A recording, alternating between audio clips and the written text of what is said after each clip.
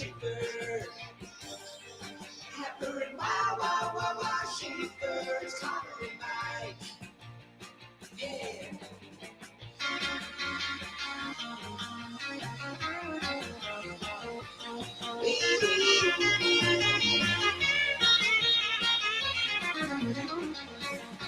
Happer and Schaefer. Happer and Schaefer. Happer and wow, Schaefer. It's Connor and Mike. Welcome in to Happer and Schaefer here on a Friday. Mike Schaefer sitting in the number one chair. Connor Happer, very busy today somewhere in Kansas, either gambling or golfing or a combination of both. I'm not sure which. Heard from him a little bit yesterday. I have no idea how his event is going. I assume well, but in his stead, we have Nick Sainert, who was in yesterday. He has agreed for some reason to come back again today, even after he got the full Matt McMaster experience on the crossover. Good morning, Mike. Yeah, Matt McMaster, an interesting fella. Yeah, no, you guys became friends. It was great. It was amazing to watch happen. I did get a text yesterday from somebody that I was not aware was listening to the show and said, I really enjoyed you and Matt becoming best friends in real time. Yeah. I didn't know that it was that obvious. Like several people about it, and they were like, that was adorable. And I was like, oh, okay, that's nice. Hopefully they have a nice Spaghetti Works dinner together. There will not be a Spaghetti Works dinner. Okay. I have not even decided if I'm going to stick around for the crossover today. In full transparency. Wow. Yesterday was a lot. Yesterday was a lot. There was a lot of things going on that the listeners did not get to take witness to as well. Yeah, I don't know how much it was explained. The Americano was potentially devastating for Matt, but he didn't spill it. He managed to catch it in time. He did break his headphones. He did apparently go get pliers and pull out the jack that he broke in the headphone box. There's just a lot, like I said, that happened for Matt yesterday. However, he's going to come back. He'll do a show today. That guy, Joey knows this. He bounces back from a lot, so he sure does. You heard about what happened on Friday, right? No. So a week ago, sometime around the 8:30 mark of the show, Happer and I decided we were going to goad him into doing the 999 challenge. Oh, I did see this. It was at Zone Night. Yes. Zone Night was last Friday over at Warner Park, and we decided, hey, what if we just tell him he can't accomplish it? There's no way he could accomplish it. He couldn't do it. And naturally, going that route allowed us to get Matt to do the 999, and he made it 3, 2.5, 6. I think he left by the 6th inning. So yikes. We left not a strong performance. It only lasted for like a half an hour because the game went by fast. Oh, the game was moving quick. Yeah, everything makes it even worse. It was super hot. Yeah, the game was moving quick. He found the hot dog situation unappealing. The buns were too much, apparently. That is the problem with the 999. Yeah. That's always the problem with 999. No, the problem with the 999 is a hubris of the person who's like, I can do the 999. Sure, but like from a eating standpoint, it's not the hot dog that's the problem. It's all the weight to the bread. Yeah. That's what sucks. And so he failed in that regard, but he bounced back greatly, and he turned it into a charity event and made $1,500 That's for unbelievable. the Sienna Francis house. So that's remarkable. We kid him and chide him and mock him, but he is very, very resilient and able to come back from a lot, and he will come back today with new headphones, I am sure. So we will see that as the crossover. Hopefully they're not those white camo ones that he had. Yeah, I think he really liked those. Those were ugly. Okay. Well, anyway, they're in a trash can somewhere. Good. So good. Where they belong. Those are gone. But Matt will be here. Matt will return. He always does. And we appreciate him for it. All right. So today's show, we have our usual Friday guest, which of course is Jake Sorensen. I'm excited for that interview. He sent me a text yesterday confirming that even though Happer was gone, he would be available to do the show today. And he even said, yes, I know who your co-host is. And then sent, I think, the eyes emoji. So, oh boy, I should be something. if people enjoy the you and Matt experience, I think the you and Jake experience could be pretty great too. Yeah. You only crossed over. You had your own like crossover effectively for give or take several years, And so I'll be interested as to what mood Jake is in and what's going on with him. So that'll be at about 9:15 this morning. And then we have had several former Huskers on Fridays here over the last few months, including Joe Gans, had Barrett Rude. Nice. And today we will have Josh Banderas, former Nebraska linebacker, joins us. He is part of the roundtable put on by the Jet Award Foundation. And so we're going to talk to him about that. We're going to talk to him just kind of about what he's been up to in his post-Nebraska football career and just kind of his thoughts on Nebraska football as well. Just see what's going on with Josh Banderas. That'll be at 8 this morning. And then otherwise, we have all your Friday favorites. We will have Friday shout-outs. If there's anybody in your life that you want to shout out, if there's anything going on you want to shout out, it could be a birthday, it could be an anniversary. You could have a buddy that hit a hole-in-one. You could have anything. It could just be you had a really good sandwich somewhere. You like the service at a place. Yeah. Shout-outs are very open-ended, and people love shouting it out.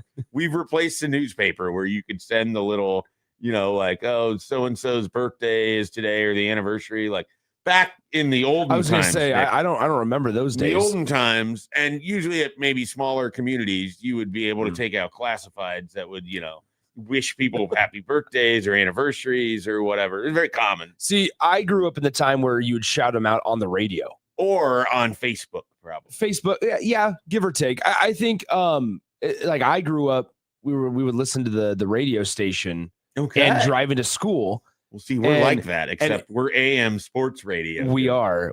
I forget I'm on AM. Yeah, well, this is different for you. This is AM. But anyway, broadcasted loud and clear on AM. It's great. We love it.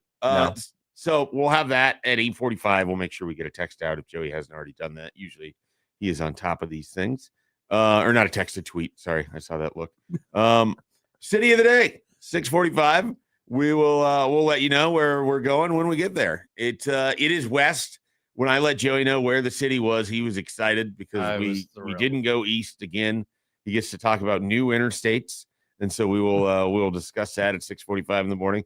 Otherwise, we've got a handful of our usual topics as well. We've got free ballin' and balls of steel. We'll talk about group of 5 teams. I think we're gonna try to rig the lottery balls to only give us group of 5 teams. So we'll be going back to the Phil Steele magazine today, and we'll get some Nebraska football in there. We'll get some NCAA stuff. They came out very forcefully on something that they want to happen, and so we'll talk about that a little bit today. And of course, whatever else comes up, whether it's NFL, Major League Baseball, the trade deadline, who the Cubs are going to get, who knows?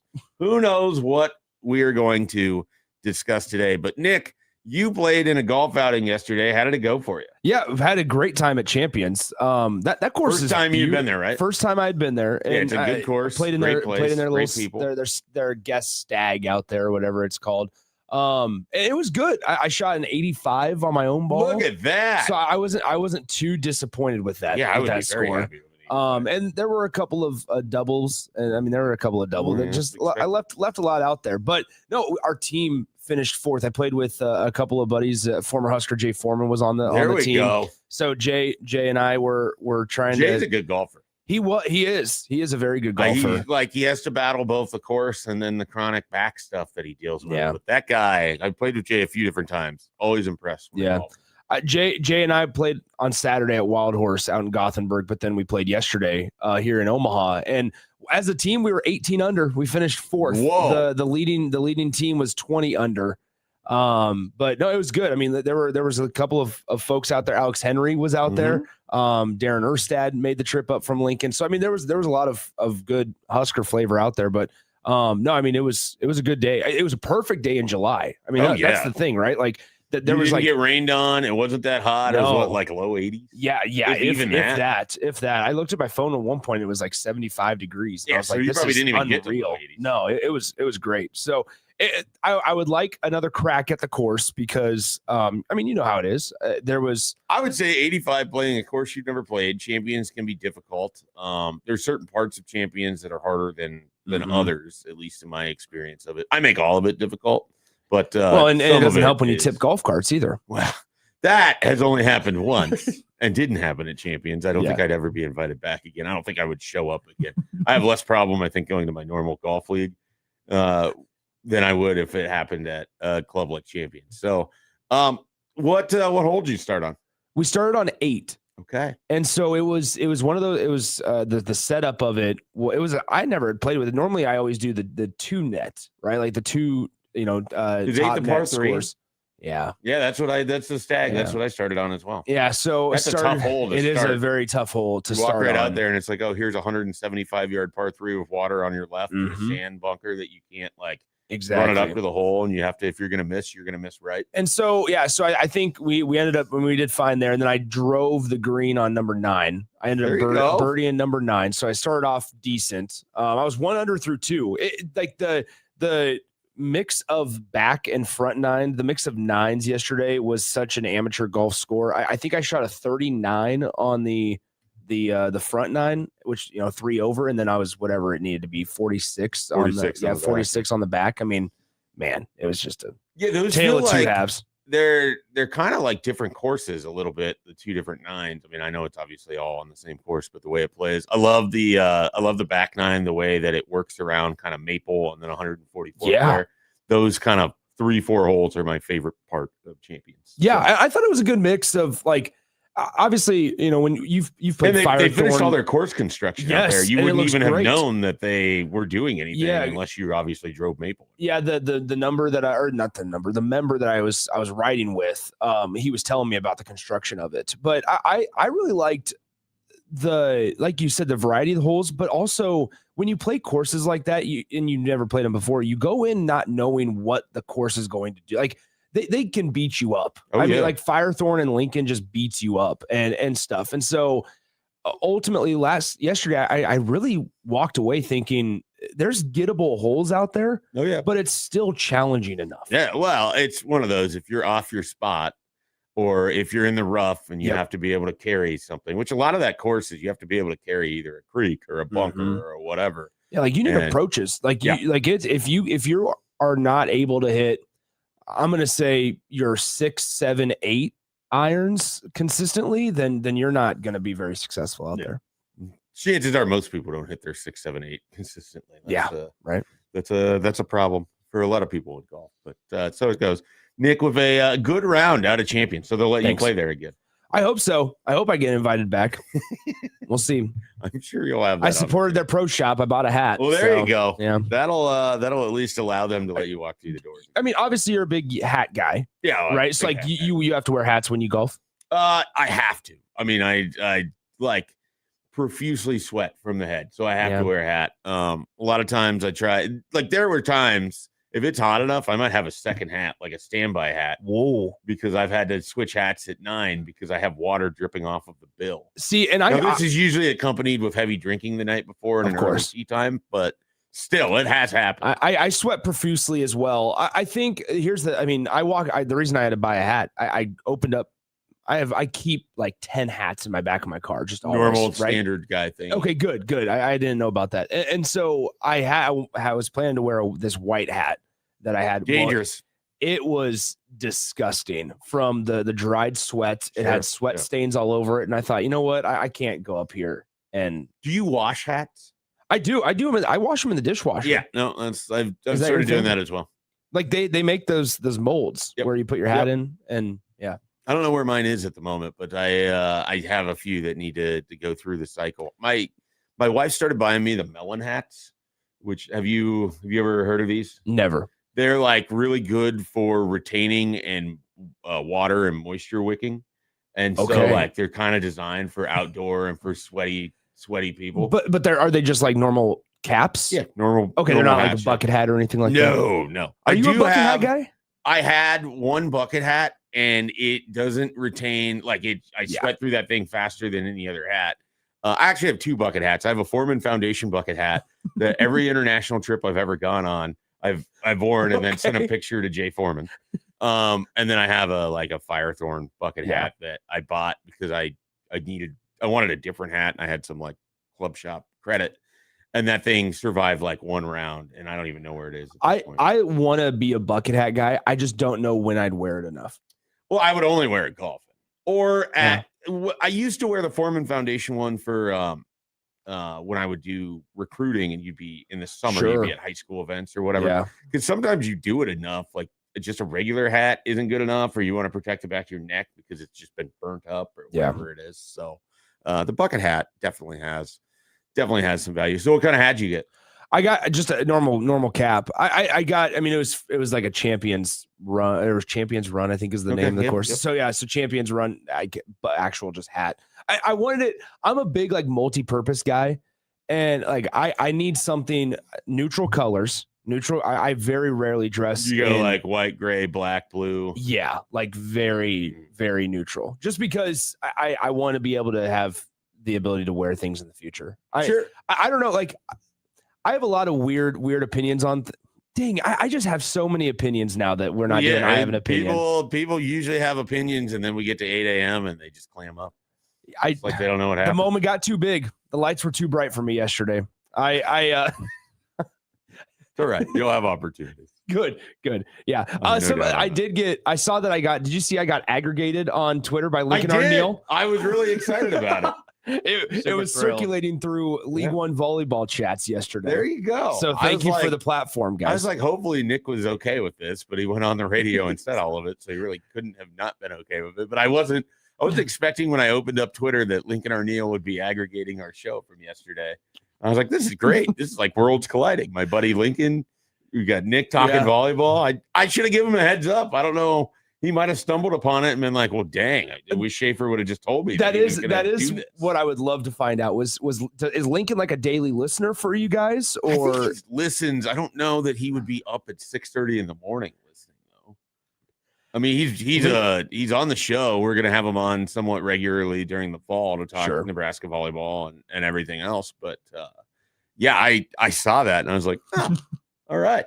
So hopefully, I mean, it's the first time people had missed it. Lincoln would be able to help put it out there. Yeah. So first time you've been aggregated? First time I think I've been aggregated. I don't know. At the ticket, you guys have, well, it's usually Sipple that gets aggregated. I was going to say, I don't know if that was ever me. It wasn't your show that was, no. They had a run this spring. Of college basketball takes? Yeah. I mean, you were working there at the time. Like, it was a debate as to whether the person cutting the clip wanted to, like, make people mad at Sipple or whoever else had the take or whatever it was. Or I trust me, I'm well aware. I am well aware. I had many conversations, especially the Bennett Sturts conversation. Oh man, I walked in that morning. I did not. I admit it. I'll say it to Jake too. I've said it to Jake. I didn't listen to their show regularly because I mean you going in and you have your own opinions and things like that. So I get this because when I used to write a lot more, I didn't want to read other people's stuff and then have their opinion become my opinion. 100%. And so I get that. I also was doing stuff in the mornings like before work. But anyway, so I would come into the office and I that morning I got a text from like 3 or 4 different people. Wasn't that like listeners. Early in the show? It was like a 6 a.m. Yeah, but then we clipped it, and then they clipped it, and it started to make waves pretty quickly on social media, as it should. As it should. And I walked in and I just stared at Sipple. I go, "What are you talking about? Bennett Sturts isn't an NBA draft guy." I mean, he was clearly an NBA draft guy. Clearly an NBA draft guy. NBA draft. He's just not a. He wasn't a guy. Yeah. Because he's like trying to tell us it was just a guy, and it's like, no, that's their whole team. Well, and like I was in Iowa City for their game that they beat Nebraska, and then obviously when they came to Lincoln, and I kept wanting to like, he kept referencing that like Nebraska and Jamarcus Lawrence shut him down, and I said, well, that's more of an indictment on Jamarcus Lawrence's performance. Like, look at what this guy has done all season long. Anyway, we don't have to. Yeah, no. We don't have to talk about the clips. We can clearly talk about Bennett Sturts if you want to talk about Bennett Sturts. I don't have any problem with that. All right, let's take a break. When we come back, we are going to dive into the NCAA doubles down on a decision that it has made, and there's just a lot that sort of will be affected by this and could be affected by this, and we'll see where we go from there. Here on Happer and Schaefer with Nick Sainer filling in for Connor Happer here on a Friday.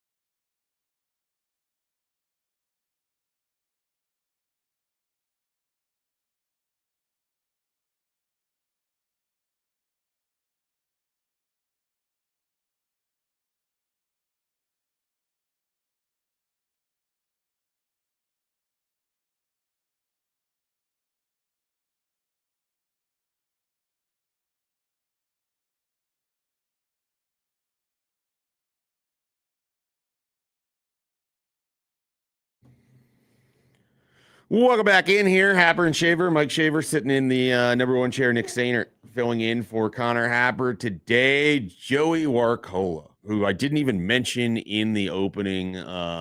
There's your the opening accountability. segment. There I you go. apologize, Joey. I didn't give you an opportunity to say hello to anybody. Well, good morning. So you can to do it Nick, now. Good morning to Mike, and good morning to Connor, wherever the hell he may be. I feel bad. I realized it. Don't probably feel about bad. halfway through, and then it was one of those things like, do I just awkwardly have him do it at the end of the segment? I was like, I'm going to start the next segment. I was already locked in fixing Okay. the Twitter stream, which is now up and running. Okay, that's good. If you follow the stream on Twitter, welcome in. If you follow the stream on YouTube, you've already been here. I don't know. Are we back on Facebook? Or are we still shadow banned on Facebook? We've been on Okay. Facebook. We've been on Facebook gets mad at us more than any of the other platforms. Yeah. Which fascinates me we- as someone who uses Facebook and sees all the other trash on there. So. We've been good for the last couple of weeks. Okay, that's good. That's good. We've been good.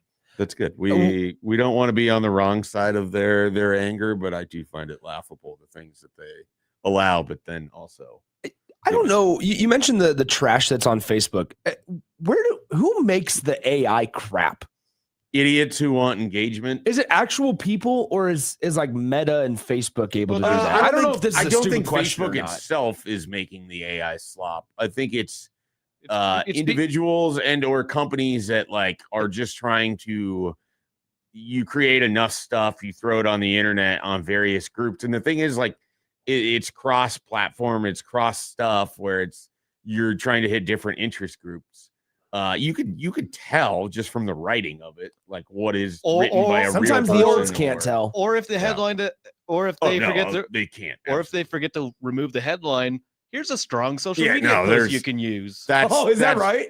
It's happened before. That's very specifically to an individual here that It happens. that is on the 1620 airwaves at times. So I don't understand why people can't better discern these things. I'm also amazed at the people who like can't figure out the parody headlines or parody headlines. Yeah. There's usually a Venn diagram of people who are angry about everything, people who believe everything, and then that center circle makes up the people most gullible. I mean, like it's even the stupid things like it's like Matt Rule's pregnant, or Matt Rule's wife pregnant with 5th child, and I'm like, come on, like, are we really believing this right now? Oh, there was one that was so common last year, and it was like Dylan Raiola pledges to donate NIL money I did see that. to a homeless family, and it's just like I would see the same people. And it's like, wait, you just did this last week with Matt Rule pledges to donate game day paycheck to family in car accident, and like it's just that was so. I've seen it though. I've seen it. I just cannot believe people fall for that stuff. Well, it's the same stuff. Like, I don't know. I got to be careful, but it's the same. It's the same idea as like, hey, you can buy this and get an incredible deal on it through Facebook, and we'll give you the receipt number, but there's no tracking number, there's no order number, and there's it's just those, or it's the on Facebook, it's like share this message if you're a true friend. Yep. Yeah. And it's like a book of a post. Copy and paste to avoid the AI. The general age of the people that you'll see do this skews a little higher. But I have had friends that have fallen for stuff. I mean, on Twitter, people fall all the time for fake accounts because they don't quite look at what they're retweeting or whatever else. Yeah. And I think there's a fake Schefter post that I didn't retweet it, but I saw it and I sent it to somebody, and they're like, "Look at his handle again." And I was like, "Okay." That's a common thing. Yeah.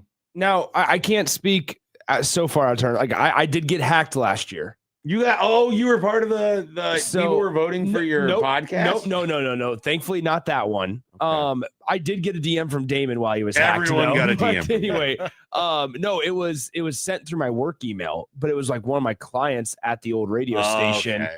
And it was like, hey, Nick, need you to look at this Google Doc. But it looked like a legit email. And I think I was probably preoccupied with something else at the same time. And I ended up clicking on the link and foreshadowing.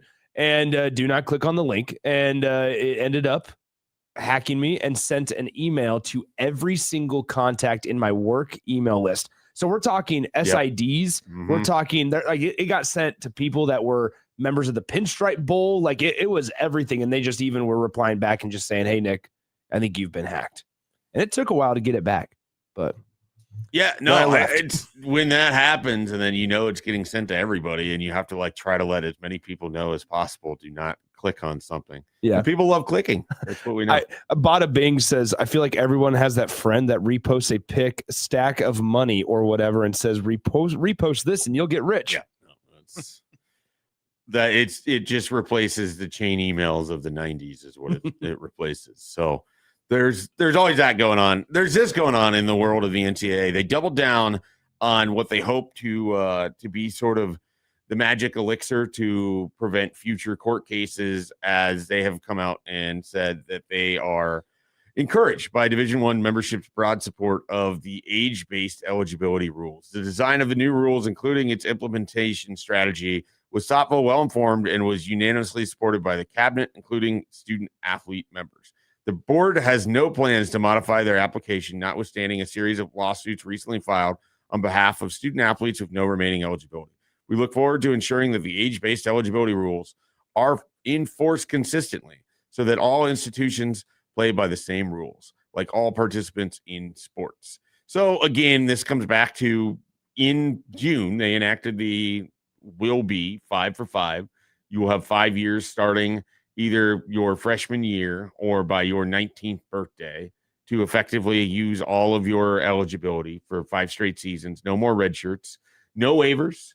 And the only exceptions exist in the cases of pregnancy, military, or religious service. And there are still some outstanding lawsuits. We have people that participated in the summer league. We have people that have participated in NFL mini camps, rookie mini camps that no longer have eligibility, but because of this rule enacting are trying to get the temporary restraining order so they can go back and play football somewhere. Well, like, doesn't it? I don't know, Schaefer. Or basketball. Where do you land on this? Like, at some point, there has to be a moment where the NCAA and the board like stands up, right? Like they've been pushed over so much these last couple of years with all the lawsuits, and they've kind of just had to blanket allow everything to happen. At some point, they do need to stand up. Yeah, I'm in big support of the 5 for 5 because I don't want to talk about court cases. I don't want I understand that there is a financial motivation from these players to try to stay in college football forever. Mm-hmm. But part of why the sport is great is that you have to reload and replenish, and that you don't get to keep a player who just broke out because he finally broke out in his, whatever year of college. He's no longer eligible. I don't love that one of the best players in the sport for the upcoming season in Trinidad Chambliss basically got an extra year because he was able to tell the best narrative about his time at Ferris State, in which he was allegedly so injured and unavailable to do stuff, and yet really just hadn't won the job. And he had a late season or late career breakout, which is great. He had an incredible moment last year. It was so much fun watching him in the college football playoff. It's not to say it won't be fun seeing him at Ole Miss in 2026. Mm-hmm. It's to say that it takes away the opportunities from the future Trinidad champ. Well, and I think also, there's a lot of players that currently have, filed the paperwork to try to get the NCAA to allow them to have one more year. Like, I think no matter when the NCAA decided to, pass this rule, like there was always going to be a group or a class that was given the short end of the stick. Sure. Like there was always going to be one, right? Yeah, this is just what happens. Yeah. Like, unfortunately, you are on the wrong side of things in society, or you're the way that it works out for you with your age or the timing of things. Like, it's not like you and I had the same college experience. You were in college during COVID. I was not. When you and Matt were talking about that, I had absolutely no similar shared experience at all. Yeah. Like, so it's just one of those things that, this occurs, but it's also to state again as to why I think this stuff is necessary.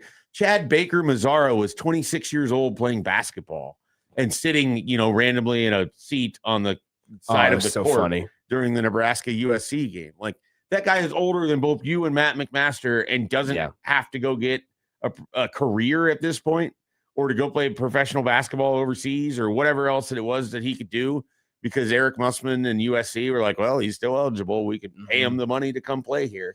And again, I don't begrudge athletes that are trying to extend their career. And yet at the same time, there just needs to be a limit. Like there just needs to be, okay, after this, you can't play anymore. And that's the thing. I think I've been a very pro player on this side of things. Like I've blamed the adults in the room for allowing the college athletics landscape to unfold the way it has. I've blamed the adults in the room, but then in addition to that, I think there's also something to be said about being realistic enough to sit there and go, all right, you can be, I guess, pro player, right? Or pro athlete and want things to favor the athletes in this case, rather than the large businesses or universities. But also while being realistic, you have to say at some point it needs to stop. Yeah, like the 5 for 5 is good. I think it was BC yesterday when he was on, he was talking about Carter Nelson and the value there is for Carter to have a fifth year. Like I gotta be honest, like if BC mentioned, he goes, we always talk about the guys that maybe have one more year left, but the extra year for some of these that might have missed out on their freshman year or for whatever reason, right? Didn't have a strong freshman year, got injured, whatever the reason may be. Yeah, there's a lot of value in that. And now all of a sudden, if you're gonna after you pass the rule, you're going to now change the rule again. Once again, the NCAA would look phony. Yeah. Well, I don't think they have any interest in changing the rule. I think they're basically stating, bring your lawsuits. We're going to try to beat them as best we can. Yeah. I also think we're like a year away from this not really being an issue. Like once we kind of get on the other side of this run, the graduating class that wants their extra year, which would be so nice. I would love to have Jamarcus Lawrence for next year. Yeah. An extra year. At the same time, I understand, hey, you got, in the case of Nebraska, 3 years of Jamarcus Lawrence that included 2 NCAA tournaments. He got to be part of one of the, most memorable Nebraska basketball teams of all time. He played a massive role in that team. I mean, I will never forget the shot against Illinois or the game against Indiana or these sorts of things. Yeah. I feel for him in the sense that I wish that he could play one more year, that he's on the wrong side of how this works. And yet at the same time, it's just unfortunate. Like because that's part of the game that we grew up loving. He also got to be part of an era in which he got paid to play basketball.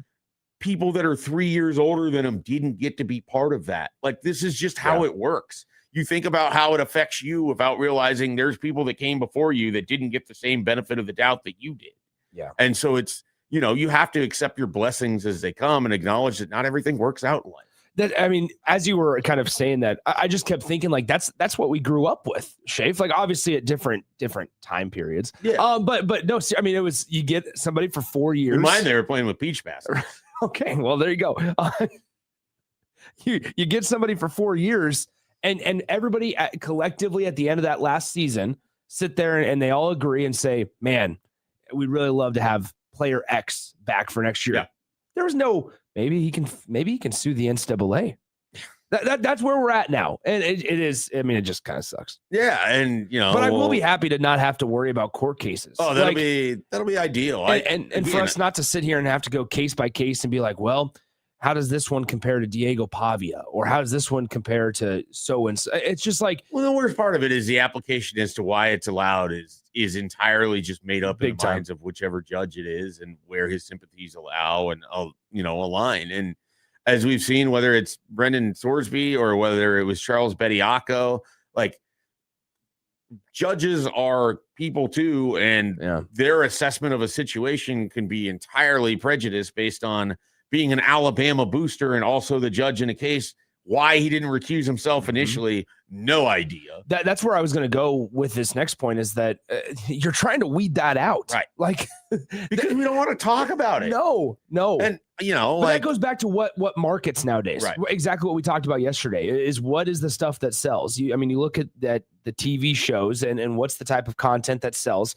But then also number two is what kind of conversation do people like? They like the polarizing conversations. They don't like some do. I don't know that the court cases are the ones that are like as interesting to some people. Now, when you have Will Wade, who's like, I'm going to just recruit these basketball players that aren't eligible just to stir this all up. Yeah.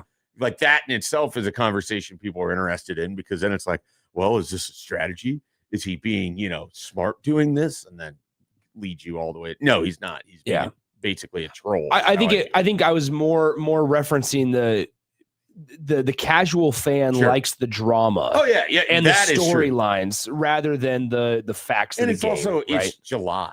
Like there's no other thing happening, and so that works. I've always felt, and I don't know where you come down on this. I've always felt when people were like, "Oh, I get so tired of all these different conversations and the realignment and players getting paid and eligibility stuff and court cases." And then it's like September 5th and the games start. You remember this is why you love the sport. Big time. They're playing the games. Yeah. Like once the contests are actually happening. I mean, I would love to meet the Nebraska basketball fan who was worried about like, well, Bryce Sanford got paid to make that shot.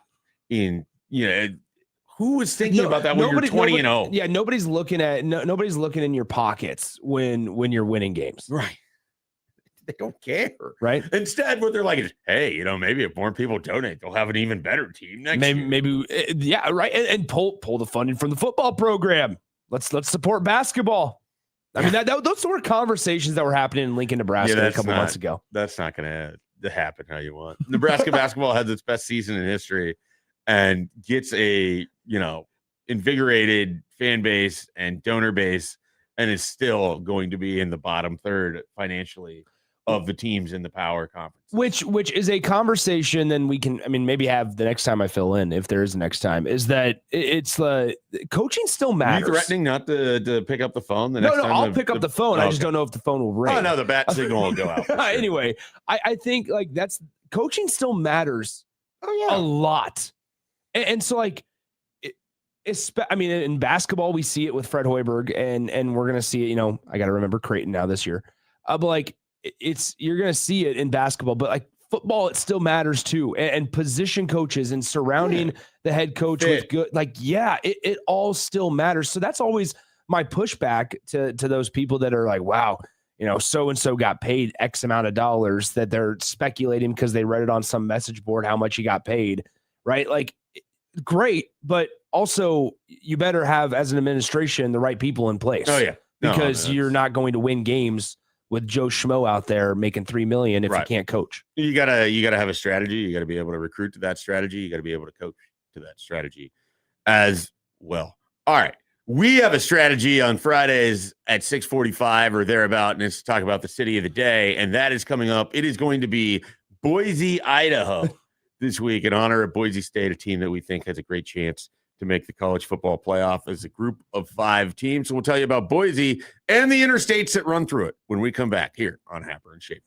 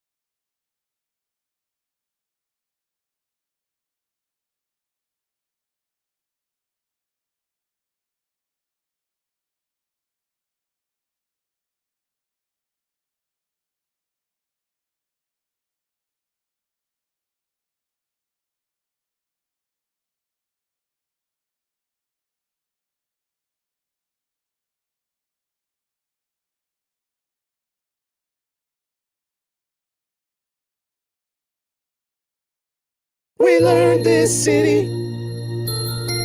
We learned this city on Happer. Schaefer learned this city. We learned this city on Happer. Schaefer.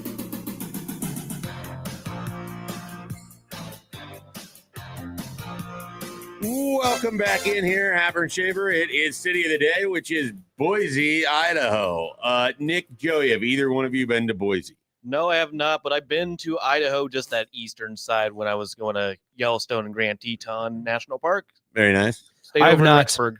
I have not been to Idaho. It's on the list. That whole area is on the list. Idaho is unbelievable. I went a couple years ago, drove through the state, spent a few days in Boise, loved Boise. It is a great city. I mean, it's similar in size to Omaha. It's kind of like a blend of Omaha and Lincoln because it has the state capital and like a major, with Boise State, a major school in it. So you get that kind of vibe with it as well. But I really like Boise. So some quick facts on it. Population, 240,000. Metro population, 850,000. Founded in 1863, nicknamed the City of Trees. There are a lot of trees. There's a thing that I was talking about. It's called the Greenbelt in Boise, which is just a stretch of trail that runs kind of alongside the edge of downtown and throughout Boise. And I was telling Nick that one of the great things was you would just go walk onto the Greenbelt and walk, a mile or so, and there's like a run of breweries, and you'd stop at each one, and then you'd walk another mile and you stop at each one. I think I made my wife go to 18 different breweries, not in Boise, but on that trip alone. And I think she was sick of craft beer by the end of it. And so Boise is the political, economic, and cultural center of Idaho, per our friends over at ChatGPT. One of the fastest growing metro areas in the United States over the past 2 decades. And it frequently ranks among the country's best places to live, thanks to its outdoor recreation, strong job market, and quality of life. The United States Army established Fort Boise in 1863 to protect travelers on the Oregon Trail. Idaho, we think about the San Francisco Gold Run and the California Gold Rush and all of these things. Idaho had their own gold rush, which actually spurred the population of Boise early on. And so that's one of the things I learned here. Everybody knows about potatoes, but Boise also a hub for technology, healthcare, agriculture, of course, outdoor recreation, as mentioned, and of course, government as the state capital. I did look up the Greenbelt in Boise, 29 miles. Yeah. So that they're understandable that there's 18 breweries. Well, no, there's probably actually more than 18. Yeah. I stopped at 18 on that throughout the course of that trip. I think in Boise, not in one day. No, I think in Boise it was 6. I think we hit 6 breweries, 5 one day, 1 the night before, maybe. So it was Boise Brewing was fantastic. There's like White Dog Brewing was fantastic. Just Boise was fun. It was really, really fun. It's like hard for me to recommend a place that's not like a major city or something, or that's kind of hard to get to. It's not like you're just going to fly into Boise from Omaha. I mean, you could, it'd be expensive. But if you're looking for like a random place to just go and you like being outdoors, you like the, weather, you want to get in a car and drive to, Snake River Canyon or whatever and see where Evel Knievel jumped.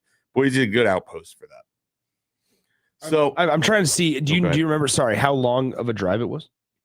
To Boise. So we stopped north of Salt Lake City. I think that's is that 12 or 13 there? So then I think Boise would be an additional 3.5. That. So it's probably about 16. 16 to 17 hours. Yeah. And so we were leaving from Lincoln, so we had 1 hour shorter of where we would be right now. I do know that a large number of people from California are moving to Coeur d'Alene and to Boise and those areas. In Idaho and Montana, people would know that you're an outsider and they're like, "Where are you from?" And be like, "Oh, we're from Nebraska," and they would buy us beer because we weren't from California. Yeah. There were bumper stickers that said, "If you're from California, get the F out." They just the money that would come in from that state and then buying up all the real estate and pushing people out. It's a problem. It's a real problem in Idaho and Montana. Joey, what are the interstates people would need to know if they wanted to go to Boise? There's one major interstate. And it goes north and south. Yes, it's Interstate 84. Yeah, I took it. It's the Randy Moss Interstate, I think. It is. So that's why you love Boise. It has the Randy Moss Interstate. It's got the breweries, and it's beautiful up there. Yeah, it really is. But most importantly, It has the Randy Moss Interstate. It has the Randy Moss Interstate. Here's the quick 30-second read that ChatGPT has spit out. Boise, Idaho, population around 240,000, the state's capital and largest city. Founded during the gold rush, Boise has grown into one of the fastest growing metro areas in the country thanks to a booming tech sector, outdoor lifestyle, and affordable living. It's home to Boise State University and its famous blue football field, one of the largest BOS communities in the United States. Whether it's hiking, skiing, or college football, Boise has become one of the West's most dynamic cities, and it is now officially a Happer and Schaefer City of the Day. Congratulations to Boise. We'll talk about your football team here in about an hour or so. When Happer and Schaefer returns, we're going to dive into some Anthony Calandria next on the show.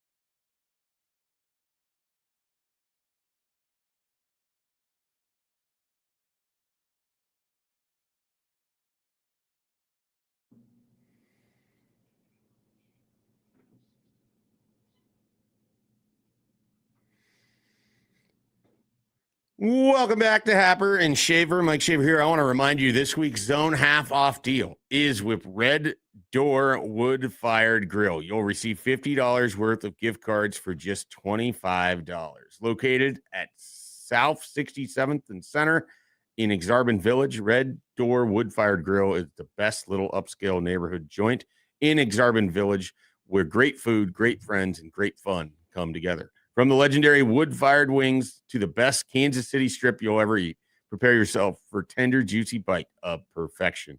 They also serve a brunch. If you're into the brunch thing, they have that from 10 a.m. to 2 on the weekends. Listen all week to Unsportsmanlike Conduct for a chance to win $50 into Red Door Wood-Fired Grill. Details can be found at 1620thezone.com. All right, Nick. So I don't know if you have. I don't know how much you like kind of have separated from paying attention to Nebraska football stuff in the off season. I know you got your volleyball things going on. Your golf game is keeping you busy. Yeah. These sorts of things. I did happen to see that Anthony Calandria talked on Sports Nightly, and it was interesting to me because there's a couple things that he said that I think are really sort of important as it relates to Nebraska football. And one of the first things, and maybe the thing I'm most excited about, is he mentioned that Dana Holgorsen is or had been sort of paying attention or looking at what was successful at UNLV with him under Dan Mullen. And the reason this really matters, one, he had a nice year, 24 touchdowns passing and against 9 interceptions, and was the Mountain West Player of the Year offensively. Dan Mullen is really well regarded in college football for his work with quarterbacks, whether it's Dak Prescott when he was over at Mississippi State or a number of guys over there. And then, of course, he's been doing it at UNLV as well. And he's just a guy that is kind of known as kind of a college quarterback whisperer. Well, now Calandria leaves that, and he leaves someone who had a good inclination as to how to protect him against some of the stuff that he maybe struggles with, some of those turnovers that we talk about all the time. And you're at Nebraska where, it's going to get harder with both the Big Ten opponents that you're going to play, but you also don't have Dan Mullen and his play calling now. Yeah. So the fact that, and it seems, like this is an obvious thing that Dana Holgorsen should be clued in on, but I also don't know, like the play callers have their own rhythm. Like similar to, we mentioned, I didn't always want to read other people's writing when I was writing about Nebraska football because you want to have your own style. As a play caller, you kind of have your own things that you like to do, that you don't want to overcomplicate it by introducing other stuff. I do like that Calandria basically said that he and Holgorsen had sat down and they talked about what worked and what didn't work. And again, this all seems academic and obvious. I promise you it's not always that way when it comes to the egos of the people involved. You used the word, you took the word right out of my mouth. Coaches have egos. Like they are very, I don't want to say, stuck in their ways can be accurate. I think saying though that coaches have egos and they want to know that the way that they want to do things will be successful. They want to prove to people that they know what they're doing. And so I think, when we talk about head coaches all the time, the ability and willingness to adapt to the changing landscape, but also to coaches around them is important. I think similarly, you can talk about coordinators in this case being able to, what's been one of Nebraska's biggest issues the last decade, Schaefer? It's been finding talent, knowing what you want to do, whether this is offensively or defensively, finding the talent and the skill sets of players and bringing them in, but then also executing that on set. Like it's a whole process. And I don't know where the disconnect has been. I think it maybe varies year by year and coach by coach, but like we talked about it the last couple of years, part of the disconnect has been understanding what system Dana Holgorsen wants to run and then having the guys that can run that system, because I guarantee you, even if Dana Holgorsen will understand and acknowledge how good Emmett Johnson was last year, there were many times where there were many times where I'm sure late in games, he probably wanted to air it out a little bit more, but knew he didn't have the bodies to do that. And they were not going to be successful to do that. And so hopefully this year, to your point, and to Anthony Calandria, I did see all this. Hopefully to his point is they for the first time in the last couple of years when Dana Holgorsen has been the offensive coordinator at Nebraska, he has a quarterback that fits what Dana Holgorsen wants to do. And that's been one of the disappointing sides of Nebraska football. We agreed on that yesterday. I don't even know if it's necessarily fits to what Dana Holgorsen wants to do, but if they can sort of blend what Anthony Colandrea does well with a play style that you can consistently call plays that you feel comfortable that your team can execute and run. I mean, that's always sort of been the thing, is that people call it identity, whatever it is. For me, there should be a series of plays that you kind of have in any situation that it's like, okay, we know we can run this well. Like, we can go back to this. Well, we know a team's going to try to take a guy away, but we can still go back to this. I should probably clarify a couple of the statements. Like, I'm also not naive to the idea that you have to, like, you're never going to be able to find the perfect fit. Right. So we can't be naive and sit here and say that there's 10 quarterbacks out there in the transfer portal that can fit Dana Holgorsen's ideal play style. So Nebraska needs to bring in 10. No, you're going to have to adjust, but the less you have to adjust and adapt, and the easier that will be. And I also want to, like, as someone who, sometimes treats Dana Holgorsen as a personal punching bag, I want to be very clear about this. He's had a tremendous career. I have a ton of respect for what he has done. And I think one of the things that he has shown is that he can work with different styles and still have good offensive output. My annoyance last year is it felt like he didn't have the ability to find other ways to have Nebraska have success offensively. It was either going to be an Isaiah Hunter's screen pass, or it was going to be Emmett Johnson had to make two guys miss in order to get a 12-yard run to get you a first down and keep things moving. So it felt like he lacked answers with the offensive unit that he had. Now, does Colandrea give him more answers or more options than what he had with Dylan Raiola? That's what we're going to find out. And I love the fact that, Colandrea basically goes on yesterday with Kyle Crooks and says, like, hey, Dana Holgorsen is working to blend some of the concepts that worked really well at UNLV that they weren't running at Nebraska to, help me, but also propel this offense to more explosive plays. Because it's not just, hey, we need an offense that fits Anthony Colandrea. Because if it was that, you're not, like, Anthony Colandrea is good and interesting, but you have to have it work to where it works for the offense as a whole. It's not just Anthony Colandrea. It's how do we get the most out of Ja'Cory Barney? How do we make Isaiah Hunter the explosive player we think that he can be? How do we enhance our running game? Because we like these guys. We don't know what they are yet, but how do we get the most out of that? So when you're able to kind of do that and he can work with, hey, these are things that can create explosive plays through Colandrea to our different playmakers, that's the ideal scenario. I think I also would add in here understanding the conference that you're playing in. Like there's no question that's an issue, or was an issue. Yeah, it was an issue, and I think like this is where frankly, Schaefer, like this is why I bring up the running back room as often as I do, and I understand why a lot of people bring it up very often is because like in games that Nebraska, you look at Nebraska's schedule and the matchups, like Michigan State, the first conference game of the year against Pat Fitzgerald up in East Lansing. Sure, we can always play the on paper talent who has more of it, that conversation. But in reality, like that's probably going to be a game that's decided by 3 to 10 points, right? Like every single Nebraska football game is. And frankly, if you can't do both things well, throw and run, you're going to find yourself on the wrong end of it a lot more often than not. It's just like, so as we look forward, I'm glad you brought up the I know that we're having this, angled at Anthony Colandrea, but at the end of the day, I haven't done the research on, what's this offensive line compared to previous offensive lines in Dana Holgorsen's tenure at his previous stops. And what does this wide receiver room look like in comparison to other wide receiver rooms that Dana Holgorsen has had? Because I think that all does matter. And there needs to be a time. I talked about, holistically, Nebraska it needs to be the time to start winning some games and stuff. But ultimately, like, we can zoom in at player by player and go, all right, like Ja'Cory Barney, it's time for everybody involved in Ja'Cory Barney's success, from Matt Rule to Dana to Dakil Shorts to Ja'Cory himself. Like, it's time to take a step. Like, and you can go throughout the entirety of the offense and say that, but because then you blink and you're 3 years down and you have, a total of 11 wins to show for it. Right. And that's where you sort of hope that this,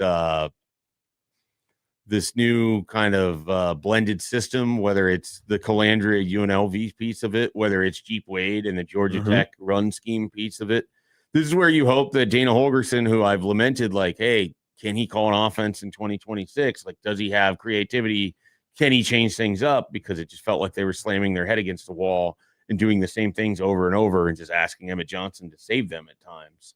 And so this is where I'm happy there's some outside influx of ideas. Yeah. That it should look a little bit different. And if you're taking Calandria at their word, it hasn't been perfect for him so far, but he feels like they've got guys that they can do stuff with. I mean, he said as much. I mean, Quasi, he can go deep and catch the deep ball. Ja'Cory, he's explosive. Zay, Quinn, we have lots of playmakers, so we're excited to show that in the fall. And we know one of the things for Nebraska is that they just didn't have enough explosive plays last year.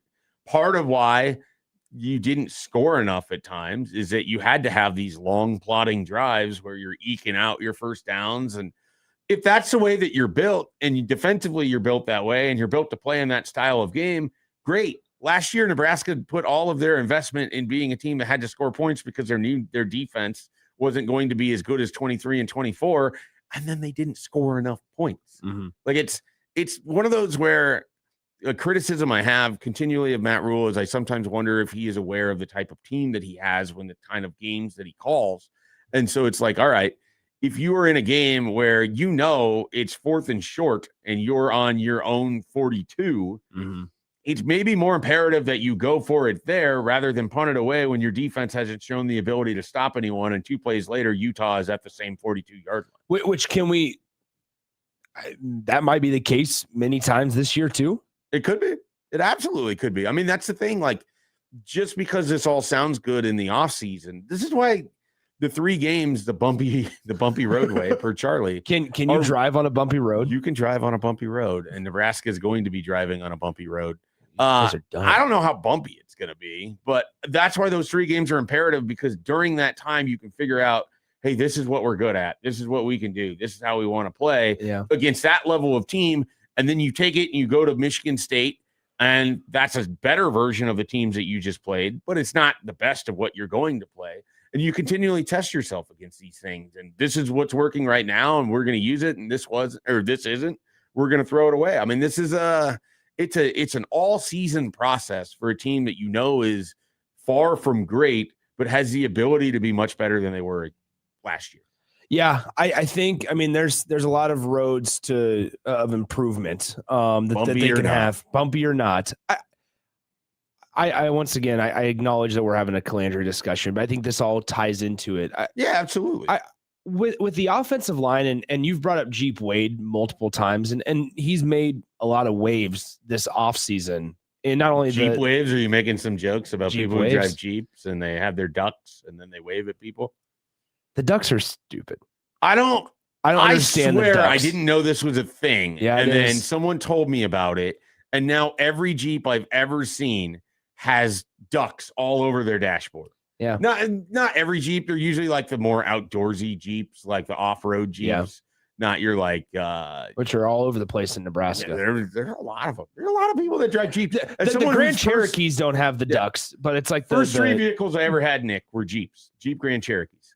I inherited my father's 1988 Jeep Grand Cherokee in 2004. When I went to college, I went and I bought another Jeep Grand Cherokee, a used one. Yeah. And then I bought my parents 2003. And then at that point, I'd had so many different issues because when that car goes bad, when a Jeep finally turns against you, that's what I've heard. It gets expensive and it's just endless. And so then I switched from that to I think my next vehicle after that was a Nissan Altima. And then Lincoln police station chief hit it and that vehicle doesn't exist anymore. And so then I went to a Rogue and now I'm on a Dodge Durango. Okay. So I've had this weird journey, but I really like the SUVs Jeeps, except for the Altima. When they're good, they're good. But at no point did I have a duck on my dashboard. I feel Nobody told me I needed to have a duck. I feel like you can just buy the value packs of ducks on Amazon. Yeah, and that's just what people do. They get 18 ducks. The ones with little cowboy hats and stuff. For Hudson's birthday or something, I think for the daycare, we got an 18 pack of small little ducks to have him give out as a thing for his birthday. And so apparently people were just doing that and putting them on their dashboards. Whatever. Anyway, Jeep Waves. Jeep Wade. I mean, do we expect him?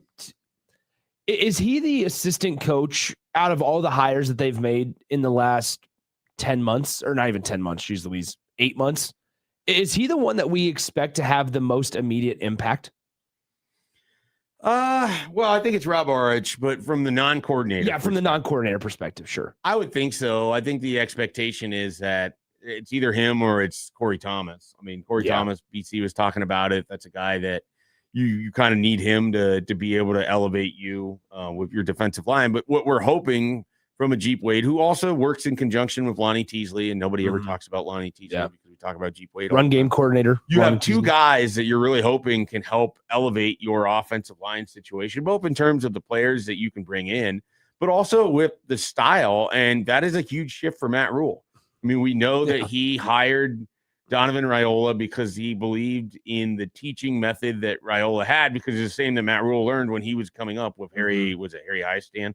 I think that's the name of the sounds long-time assistant that they both came up under. And so there was that connection. And now we're talking about a different sort of style running the football, and a different way that they're going to try to attack teams running the football, or different blocking techniques that you're going to ask for. So if that shift doesn't occur somewhat seamlessly early in the season against the three worst teams that you're going to play, like, that's why these games are really valuable for Nebraska.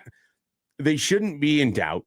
And I truly believe Nebraska will win all three by more than 17. One of the things that Matt Rule, I think, has shown is that when they play teams that are lesser than them by a significant margin out of conference play, they buried them. Yeah. I mean, whether it was UTEP, I know that it didn't look great against Northern Iowa. They still won that game by 28 points. They obviously did it last year to Akron and to Houston Christian. So when they played these teams that are just lesser than them, they put them away. I don't know. Is Nebraska a team that has the luxury, though, of when they get up by 20 to put some reserves in?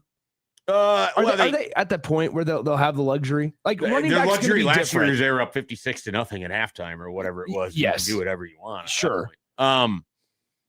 Yeah, I mean, I think they do. I think they need to, because I think you need to play, like, again, one of the great things about playing Houston Christian and beating them the way that you did, and Akron the way that you did. And Akron won 5 games last year, so they weren't like some terrible football team. They played terrible against Nebraska, but you're able to flood your bench. You can see a lot of these guys. Like, you actually got a glimpse of TJ Lateef before you needed him later in the season, because you didn't have to play Dylan Raiola in the third quarter and fourth quarter of these games. And so I think if they have that ability, that if they're able to jump up on the Bowling Green Falcons and Eddie George, and you're up 42-7 in the third quarter, then we probably should see Lateef, or defensively, you should see the second and third unit, or however. So those games are valuable, and all of this tying back to the offense, you should have, whether it's the next wave of players, like, it shouldn't just be the guys that are brought in that you can see the change in what you're trying to do. You should be able to see it in the whole offense overall. Yeah, I would agree with you there. I just, it all goes back to hopefully they are able to find a blend to where, something I said yesterday, Anthony Calandri, I think, brings a lot of big, exciting play potential. I think looking at his career, though, and understanding things that have, from what I've heard back when I was in this role in the business, is in spring practice, there's a lot of boom, but there's also a lot of bust. Yeah, and if the comparison I continue to use is how he's described, I don't think their play styles are 100% similar, and the physical body type is a little different. I would compare it to Tommy Armstrong. Like, you got a lot of boom with Tommy, but you also got the YOLO, like, why the heck did he throw that pass kind of thing, or trying to do too much and fumbles the football sort of thing. Like, if you're getting, and Tommy Armstrong 2015, you really got the boom bust. Yeah. And that cost you some games, but it won you some games. If you're getting Tommy Armstrong level production or style out of Anthony Calandria, is that enough? Do you have enough playmakers around him? Because 2014, Tommy Armstrong had Amir Abdullah. Yeah. He had Kenny Bell. He had DeMornay Pearsonell as a freshman. He had all of these different really talented players. Nebraska's going to have that sort of emerge. 2015, Tommy Armstrong had Terrell Newby and Amani Cross, and you could tell, like, there's a drop off there for your running game. I just, and then it puts more onus on him to get the ball to Jordan Westerkamp and these other guys and passing, and that's where the interception rate spikes. That's just where I don't know this year if you can afford a boom or bust guy. I think you have to because you've shown that. Well, you got to have more offense. Like I think they're hoping to get more of the boom than the bust. Sure. And you're hoping that Dana Holgerson can mitigate enough of it. I just think like if it's consistently a 2 touchdown, 2 interception, 2 touchdown, 1 INT type of game. Yeah. Like Nebraska's not going to win enough because I just don't think that they're going to be able to stop many people on defense. This is a really hard question to ask because you probably haven't had to think about this. I don't even know how I would respond to it. How many total turnovers could you live with Anthony Colandrea, assuming 12 starts in the regular season? He threw 9 interceptions at the Mountain West level last year. I always look at single, like keep it in the single digits. Okay. That's where I'm at. Because if he has won a game, is that concerning for you? I think there's got, because I would expect Nebraska to be able to be efficient against the first 3 games against the first 3 teams. Really, when I say won a game, it's just the average. Because exactly. It's going to be in the Indiana game if he throws 3. Right, like that's my thing. The first 3 opponents or 4 opponents, like let's say all the way through Michigan State, he's sitting at 12 touchdowns. I can't believe I'm going to say this. It depends how it looks. Like I hate that answer so much. So I was trying so hard not to use that answer, but you can use that answer. But no, I think everybody kind of understands what I'm getting at in the don't turn it over in the games that you're not supposed to turn it over. Sure. In. Like play clean, play efficient. Well, don't cut your nose off in the red zone. Like if you turn it over and you're at the 40-yard line, your own 40, bingo, fine. Right? If you turn it over and you're inside the 10-yard line going into score, much different. I think much different. Great English. Conversely, if your defense is able to generate turnovers, and we haven't really had that conversation yet of how many turnovers we think this defense is going to be able to generate. No clue. And it's an impossible question to answer, but it's a July sports radio conversation. It seems like it has to be more than last year because they didn't generate enough. And so that's my point, though, is if Nebraska's defense on that side of the ball is able to take a step in the right direction and generate some more turnovers, then I think it even becomes more valuable and more important that Anthony Colandrea and this Nebraska offense. This also goes into the running back room and the wide receivers hold on to the football, those types of things. If your defense, if you're fortuitous enough to get a free possession after a turnover, you make something happen out of it. Like the basic football stuff that frankly Nebraska just hasn't done consistently year over year. I'm talking macro, like big picture, year over year. Have they been able to consistently do that? And the answer's been no. No, it's been a struggle. It has definitely been a struggle. All right, let's take a time out. When we come back, we're going to dive into some NFL. There are some teams The Athletic has identified as potentially overrated coming into the 2026 year, underrated coming into the 2026 year. We'll see how Nick feels about the list that was compiled here. We'll see if he has any leans of his own, and we will talk some NFL when we return here on Happer and Schaefer.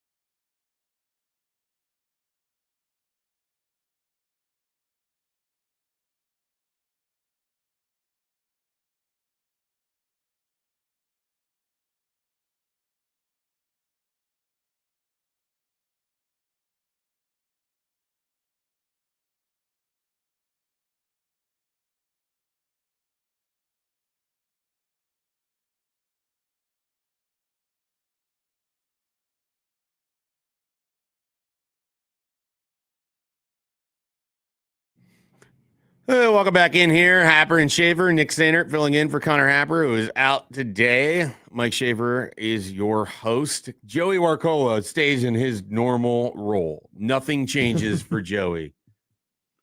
Just sitting in this spot doing my thing. How you feeling? Are you ready for the weekend? Yes, I'm ready for the weekend. You got big weekend plans, Joey? Not really, just kind of kicking back, relaxing, that kind of stuff. Getting ready for the hot to return. It's gonna get back to the hundreds. When is it supposed to be hot again? Tomorrow. Oh, great. It's supposed to be like 98 on Sunday. Then Monday's supposed to be up to 100 or something. It's gonna get. It was a nice few days that we had. It was nice. I enjoyed them. I don't know. Is today supposed to be relatively decent again? Yeah, it's supposed to be around the 70s again. So you're saying if I was going to take my son to the park, it would make a lot more sense to do it today. Yeah, because it's going to make it. The high is going to be in a 20-degree jump. It's going to be up to 97 tomorrow. Heat index is definitely going to hit triple digits. Disgusting. But yeah, how hot is it going to be like this time tomorrow?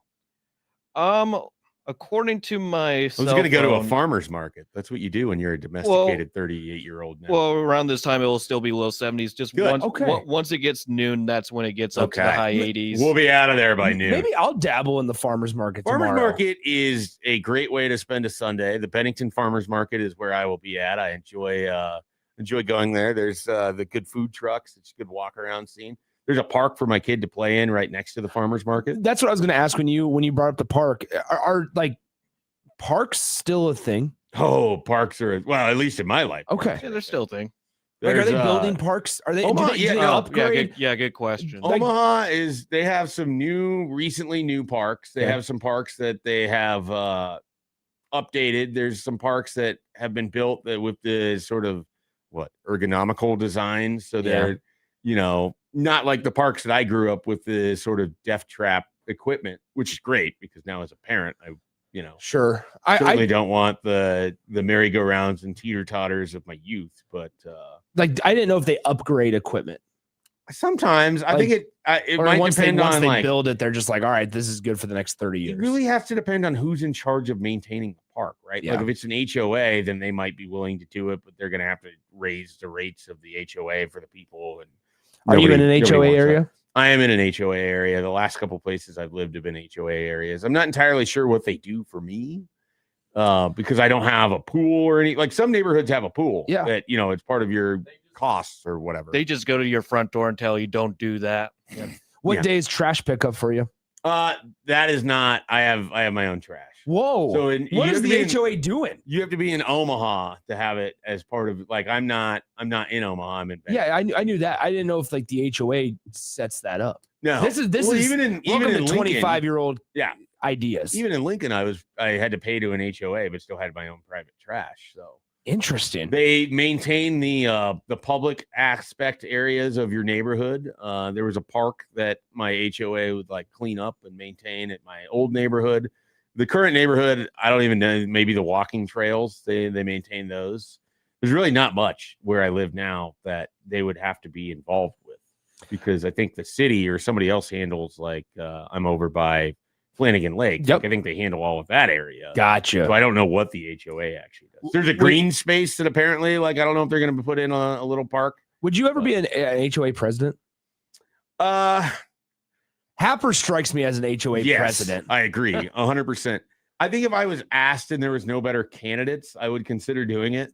One of the great amusements of my life right now is my mom is she's a 72-year-old woman that is the secretary of this HOA that's all old people. And they endlessly have random drama of arguing over a 1/4 cent raise to what they have to pay for the trash, or they once had a multi-meeting thing over who should get the bid for who clears the snow.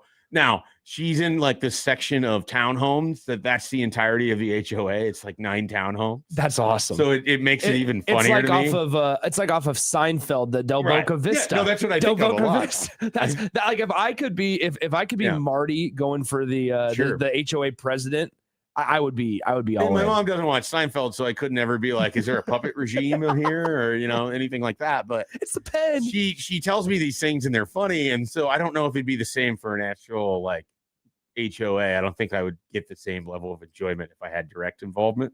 But I do agree with your statement. Happer seems like he would be involved in the I think I would like to be an HOA president just so I could initially say, hey, I'm the president of the HOA. But then when it's time to actually start to enforce rules, I would probably think that a lot of these rules are stupid.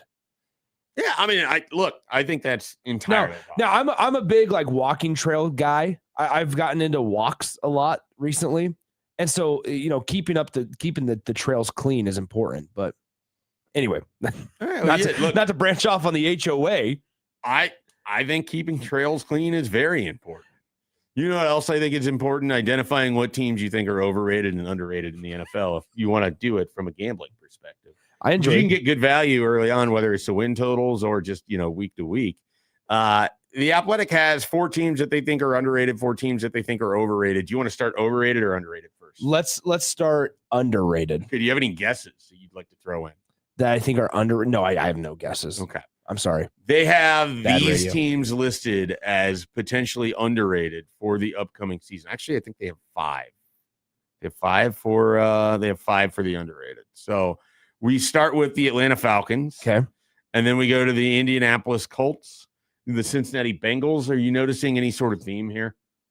Okay. That's weird. Quarterback health. You can tell right off the bat. Yeah, here. absolutely. The Falcons. Mid franchises and quarterback health. Yeah, I mean, Exactly. it's basically you don't know exactly what Michael Penix is, but the Falcons have a ton of weapons. The Colts will be coming back with Daniel Jones, who's really good until he got hurt.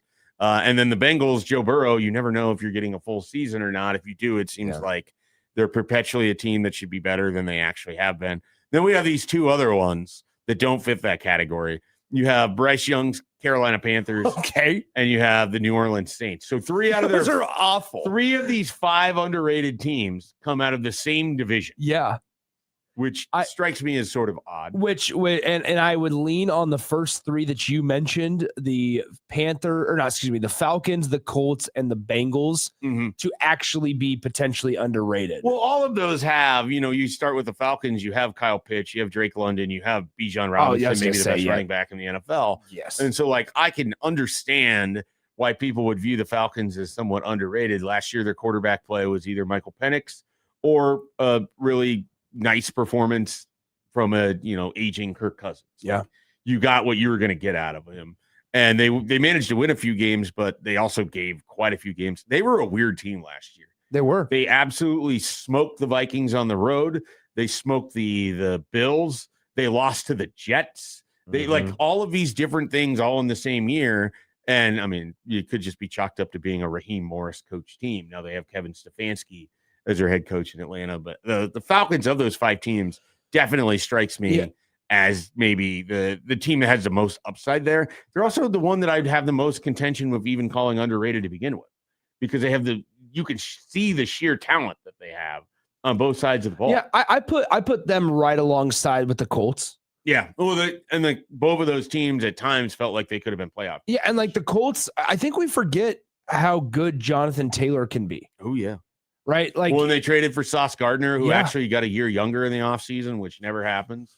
I don't know if you heard about this story. I did not hear about this. Apparently, his age at Cincinnati was wrong on his bio, so everyone thought that he was a year older. No way. And so he actually was like, no, So the Colts traded 2 first-round picks. That's unreal. And he's actually a year younger than they thought. Yeah, I think the Colts. I don't know, the Jonathan Taylor conversation. He got hurt. What was that? 2 years ago. They all blend together. 2 years ago, that sounds right. and then he comes back last year, has a decent year, and you pair it with Daniel Jones. Maybe he had more than a decent year. He was really good. Yeah, and I mean maybe they can get a little bit better on the perimeter, but like Michael Pittman needs to probably take a step in the right direction. But I would not there anymore. They traded. They did trade him. Excuse me. Their Josh guy Downs, right? is Alec Pierce. Has been their best. That's receiver, right. I did see that. I did see Alec Pierce. Yeah, but either way, I would almost contend that the Colts are right there with the Falcons. And that division, the Texans and Jaguars are good, but it's not like they're insurmountable. Yeah, they kind of all seem to beat each other at least once. In that. Okay, here's the overrated teams. Yeah, these are the fun ones. This is shocking. I can't believe I'm saying it out loud. The Dallas Cowboys are considered overrated. Yeah, go ahead. The Buffalo Bills considered overrated. Ooh. The Chicago Bears considered overrated. There's apparently 10 teams, and I can't math. The Philadelphia Eagles considered overrated, and the New England Patriots considered overrated. Which of those 5 do you think is most overrated? Well, it's got to be the Cowboys. I would just actually, by the nature of all just of the by publicity? the nature of it. And year after year, we have this conversation about can Dak Prescott Joey make and I it? think it's the Bears. I'm just going to speak on behalf of Joey. I would we, unbeknownst to each other, wore our Interesting. NFC North shirts today. Yeah. I would like to say the Bears, but I have to hold back because of the two terrible losses the Packers You don't had have to hold back anything. That was last year. I know, but the Packers still lost to the Bears. That still matters. But the Bears in general, it mattered in 25. But the Bears in general played a last place schedule, and they barely got through some of those last place teams. So we're going to see how they look going into this season with a first place schedule. I think the Bears have a ton of talent. I'm not entirely sure that they're as good of a team as what they presented themselves at portion, or their record presented certainly last year. I mean, this is a team that basically needed last second wins over the Giants, Jets, Raiders, all of these teams at the bottom of their schedule, but they still won those games. That has to count for something. They obviously won a playoff game. We know that Caleb Williams is one of the more exciting players in the NFL. But I don't see them as a double-digit win team in 2026. I think they kind of step back to, the 9-8 win range. I think the NFC North is going to be really hard. All of those teams are capable of winning the division. All of those teams are capable of finishing fourth in the division. I find it they all interesting. finished over 500 last year. Like, that's the only division to do that. The Buffalo piece as well. Jim Leonard's the D coordinator out there now. I think that's right. And so Joe Brady's your head coach. Yeah. I mean, that's why I could see maybe why they think it's overrated. But I mean, they're going to go from, I was reading actually on the Buffalo Bills a couple of weeks ago.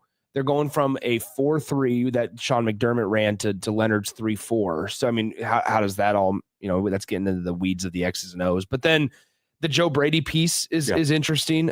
I would also add with New England, I'm surprised to see them on the list. What team are you most surprised to see on that list? Because I think for me, it's the Patriots. I think you can make the argument on any of them as to why they are overrated. For the Bills, they're propped up so much by Josh Allen that the rest of the team talent isn't as strong as it seems like it should be. Like, they're not as good as they were a few years ago. Definitely so I think not. that's some of it. The Eagles, same thing. They're not as good as they had been the last couple of years, and they've taken a hit now without A.J. Brown. Some of their defensive players they won't have. I think the thing with the Patriots, nobody played a easier schedule in a 40-year context than the New England Patriots. Yeah, good point. And they reached the Super Bowl in large part because Jarrett Stidham was the quarterback for the Broncos in that champion. Now, they also beat the Texans. They beat the Chargers. I think they are going to be good again. I just don't know. Are they going to be 13-win good, or are they going to be 10-win good? I was really impressed last year how they were able to balance the Ramondre Stevenson with the Travion Henderson in the backfield. Because I think there is an avenue to where you need both of those guys. But now they have A.J. Brown. But now they have A.J. Brown. But I think in the backfield, especially with a Mike Vrabel offense, I think, in playing that way, I think that you needed Travion Henderson to play a role. Also, you took him 32nd overall the year before. Like, you needed him to be a factor, right? So, but also Ramondre still has some tread on the tires. So it's the how can you find the blend of both of those guys? And then Drake May took a step in the right direction last year. Yeah, absolutely. And so, like, you need, once again, Drake May to do that again this year. But so you're believing in the Patriots. I am believing in the Patriots. I also, I don't know, maybe I shouldn't even bring this up. Like, I don't subscribe to the idea that Vrabel's going to be distracted by everything that he's gone through. Like, I don't think he's the guy that cares. Yeah, I don't know. I don't know on that whole piece of it. I know he had an awful offseason and all of that going on there. I have no idea how that affects the team. I don't think by the time the game starts, it's even going to be really part of the conversation. If the story would have just broke now, I think it'd be a lot bigger. Then we're having a different conversation. But I do think, like, they're on everyone's radar. You're going to get a different version of teams in 26 than they would have caught in 25. I think they, similar to the Bears, ascended in part of the schedule, and so they will sort of regress back to the mean. Unlike the Bears, I think they have a better coach. I think they have a better quarterback. Obviously, they just added A.J. Brown, And I think they have a more winnable division. So all of that helps where I think that they won't fall as much as I expect Chicago. If I remember correctly, I think Christian Gonzalez is going through some contract stuff. Probably. Their defensive back. He's their best defensive player out of Oregon from a few years ago. I think he just made his first Pro Bowl last year. Yep. And so like, you never know how contract disputes are going to affect a team or a side of the ball. So I guess maybe that's something to kind of keep some sort of an eye on is, are they able to resolve that before the season starts? Is that something that goes deep into the season, the contract conversation? But I mean, that's something that teams deal with every year. So it's fine. No doubt about it. All right, let's take a break. When we come back, Joey's headlines. What are we going to click on here on a Friday on Happer and Schaefer?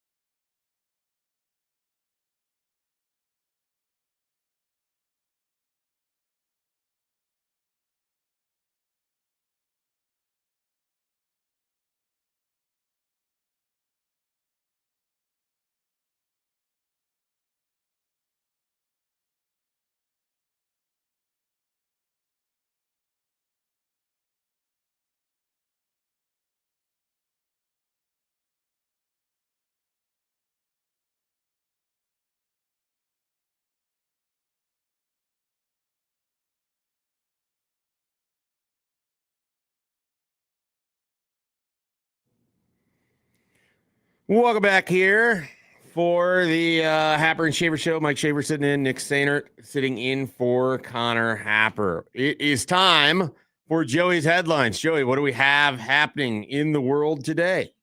Alrighty. Headline number 1, Polish man turns snowman as he immerses himself in the cold stuff for record time. So basically burying himself in snow. Okay, that's interesting. It seems odd.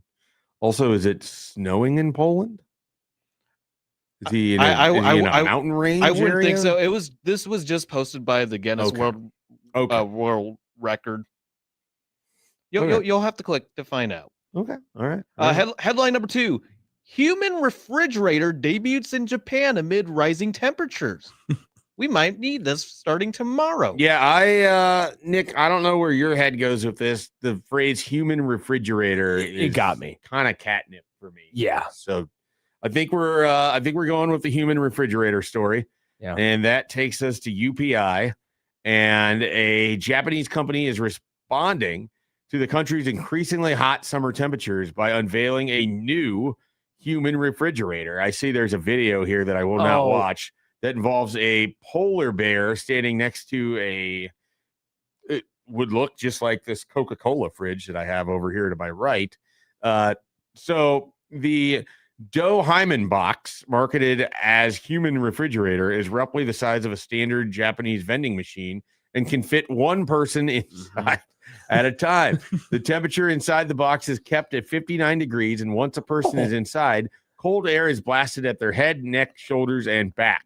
The box, developed by refrigeration and vending machine manufacturer SDRS, is marketed by industrial equipment supplier Trusco Nakayama for use at business and other public spaces amid the summer heat. The company said the boxes can help relieve symptoms of heat exhaustion by rapidly cooling bodies. It is being marketed for places where people work outside, such as construction sites. Maebashi City Hall in Gunma Prefecture received one of the first boxes as a donation, and members of the public are being allowed to use it for free during opening hours. Temperatures across Japan have been rising to nearly 100 degrees in recent weeks. A total of 48 people were hospitalized with heat stroke in Tokyo on a single day, July 15th. The Doe Hyman box currently retails for $9,326.25. So here I have many questions, none of which were answered in the story. How long are you supposed to sit in the box? Is there an inside release in the box to be able to get out? Because I would not climb into a human refrigerator without the assurance that I could let myself out when I wanted. You're just there until somebody else wants to be cooled down. These don't look nearly big enough, but I am also a large man, likely compared to the average size of a Japanese person. I don't know that I could ever convince myself to use. So here's what I got on a different site that was provided on this article. So the booth offers 3 airflow and cooling settings, automatically switches off after 20 minutes to help prevent overcooling, and consumes roughly half the electricity of a typical spot air conditioner. It requires no installation work, can be used for both indoors and outdoors, and is mounted on wheels so it can move around where needed. 20 minutes seems like a long time. Yeah, I was thinking 5. Yeah, like I like would, a quick blast and then get back out into the assembly line. I would imagine this is like a cold plunge type of thing. Yeah, like where you're in there for 7 minutes and you're just thrilled with the. You ever done a cold plunge? I do it almost daily. Oh man, the gym I belong to has a cold plunge tub in the men's locker room. It has a cold plunge tub and a hot tub right next to each other. Plunge, but I've never done a cold plunge. I'll do the sauna plus the cold plunge just to see how my body. Yeah, I don't know if I could do the cold plunge with like the actual ice. Like it's just what are you talking about then? It's basically a hot tub, but it's freezing. I want the ice. I want the whole experience. I don't know if I could do that one, but no, I just alternate like 4 minutes in one, 4 minutes in the other, and then I go back. But no, it's I am in on the human refrigerator. All right. I don't know. Like, do you with the cold air? Do you get wet? You might. We'll discuss this more when we return for the 8:00 hour. But first, Josh Banderas joins us on the show next on Happer and Schaefer.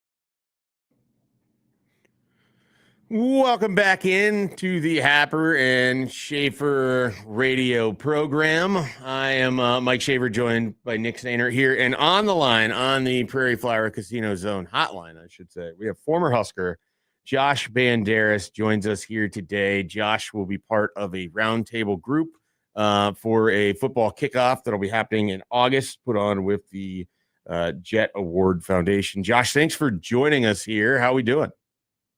Hey, any day it's not 100 degrees out, I'm doing good. we were just lamenting over here that the heat is coming back. I guess tomorrow it's going to get back up into the high 90s, and then Sunday or Monday, one of the two, triple digits again. And then we learned apparently in Japan, to combat the heat, they are building human refrigerators. I don't know that you would fit in one based on the size of what it looked like, but would you ever consider climbing into a human refrigerator to be blasted with cold air for up to 20 minutes? Isn't that what we got air conditioning for? We got, it might not be 30 degrees, but yeah. I don't understand the idea of climbing into a box. I would need assurances there's an inside release lever for me to do that. Yeah, I thought I told you not to. They're supposed to duct tape the fridge when you put them on the curb. But look. I didn't know that. Yeah, well, that's great to keep people from climbing in. Yeah, that's huge. That is a real safety hazard. That's a good point. That's a good point. I don't know how many years we are from the human refrigerator, if it's going to survive its maiden voyage over there in Japan. But just what have you been up to in your kind of post football playing career? I believe you're still in the Lincoln area. What have you kind of been spending your time with here? Yeah, man. No, it took a total 180. So kind of after trying to play a little bit, went out and coached at Oregon State for a year, and then came back here and of all things, opened up a wedding venue, man. So we're kind of southeast of Lincoln in a little town called Palmyra, and host weddings every weekend throughout the year. Yeah, so my football knowledge is totally irrelevant now. Well, look, I mean, you still want to know what the Nebraska schedule is, so you know what your Saturdays might look like in the fall at that venue. I was fairly aware that you were part of the group of people and that venue itself. How has that gone for you? How many years has that kind of been up and running now? I want to say you're in your second, maybe third year at the. Yeah, we're coming up on the second year, so it's been done better than we expected. Yeah, all my football watching and all that has been reduced to an AirPod on Saturdays and Sundays. Well, you still get it in somehow. You find a way. Is there? Oh, so yeah, there's reruns are good now. YouTube and all that has been big to watch the reruns. But as far as live game action, I'm down to I'm listening to Kyle Kuster's thing. When you gather the troops together on a for what is now game day for you on someone's wedding, are you breaking down? Is there like a huddle? Or are you breaking things down in a huddle before sending everybody off to man their stations? Yeah, the couple local high school kids, they probably think I'm really weird. And then all the brides and everything, when I'm talking to them, it's like, all right, well, on game day we're gonna do this, and I kind of get a funny look. So it still doesn't leave. It doesn't leave you totally. I believe that. I can believe that. So, all right, Josh, I just kind of want to dive. We're gonna hit on a bunch of different things here, but I am sort of interested. I know that you're not able to be as engaged on game days as you maybe have been in the past, or you were not in the same spot that you were even just a couple years ago in terms of being able to lock in on Nebraska. But I know as a former player, you certainly follow this as a legacy. Your family certainly follows this. I mean, what are sort of your thoughts coming out of the third year of Matt Rule as they enter this kind of pivotal fourth season, as a guy who was in the program, as a guy who is, part of successful teams for Nebraska in the past and where Nebraska football finds itself?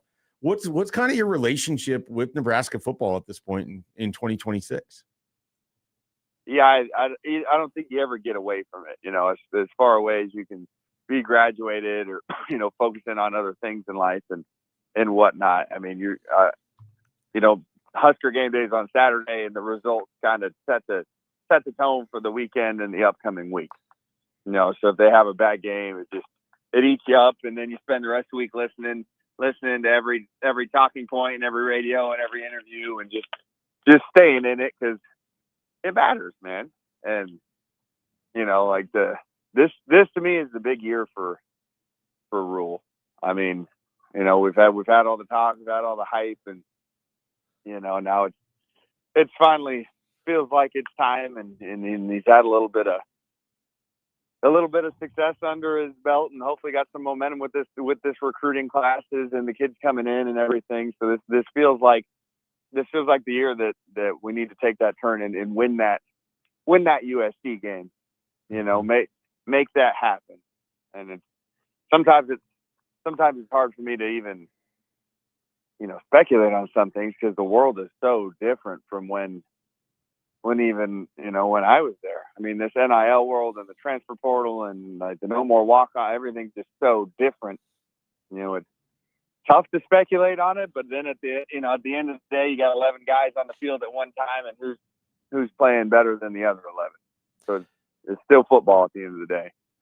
Josh Banderas joining us on the phone. Josh, you mentioned that you feel like this is the year that it needs to happen, or that this is the year that it does happen. Why do you feel so strongly about that? Because I mean, you look around and obviously it was an exciting haul in the transfer portal with a couple of guys, especially up front on the offensive line. But you look at what Nebraska potentially has coming in from the high school ranks in 2027. And that's been obviously something very notable and very public as well. And so I guess I would just ask you to go a little bit deeper on why you feel like this is the year that things should or will happen.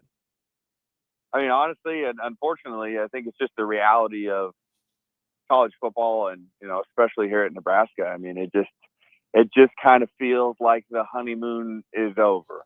Everybody, as soon as they got here, it was year 3 everywhere he's been. Year 3, and then last year kind of was what it was, and we had some really good moments. But like I said, we missed that USC game, and there was just a couple things that slipped away from us, and we were able to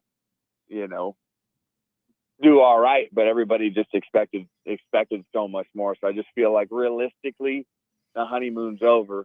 With whatever we got. I mean, I know we got Calandria in, and he's as far as all the preseason rankings and everything, he's kind of up there, and what a good level of a quarterback coming back, and I got confidence in the defense and some of the skill position guys coming back from injury. But I mean, everybody looks back at T.O. and how long it took him to really get that championship and everything, but I don't think that that's the reality that we live in. I mean, everything's got to be now, and I feel like this is a year that we got to get those at least 8 wins to feel good about it. And the schedule being what it is unfortunate, but that's just kind of the way it comes down.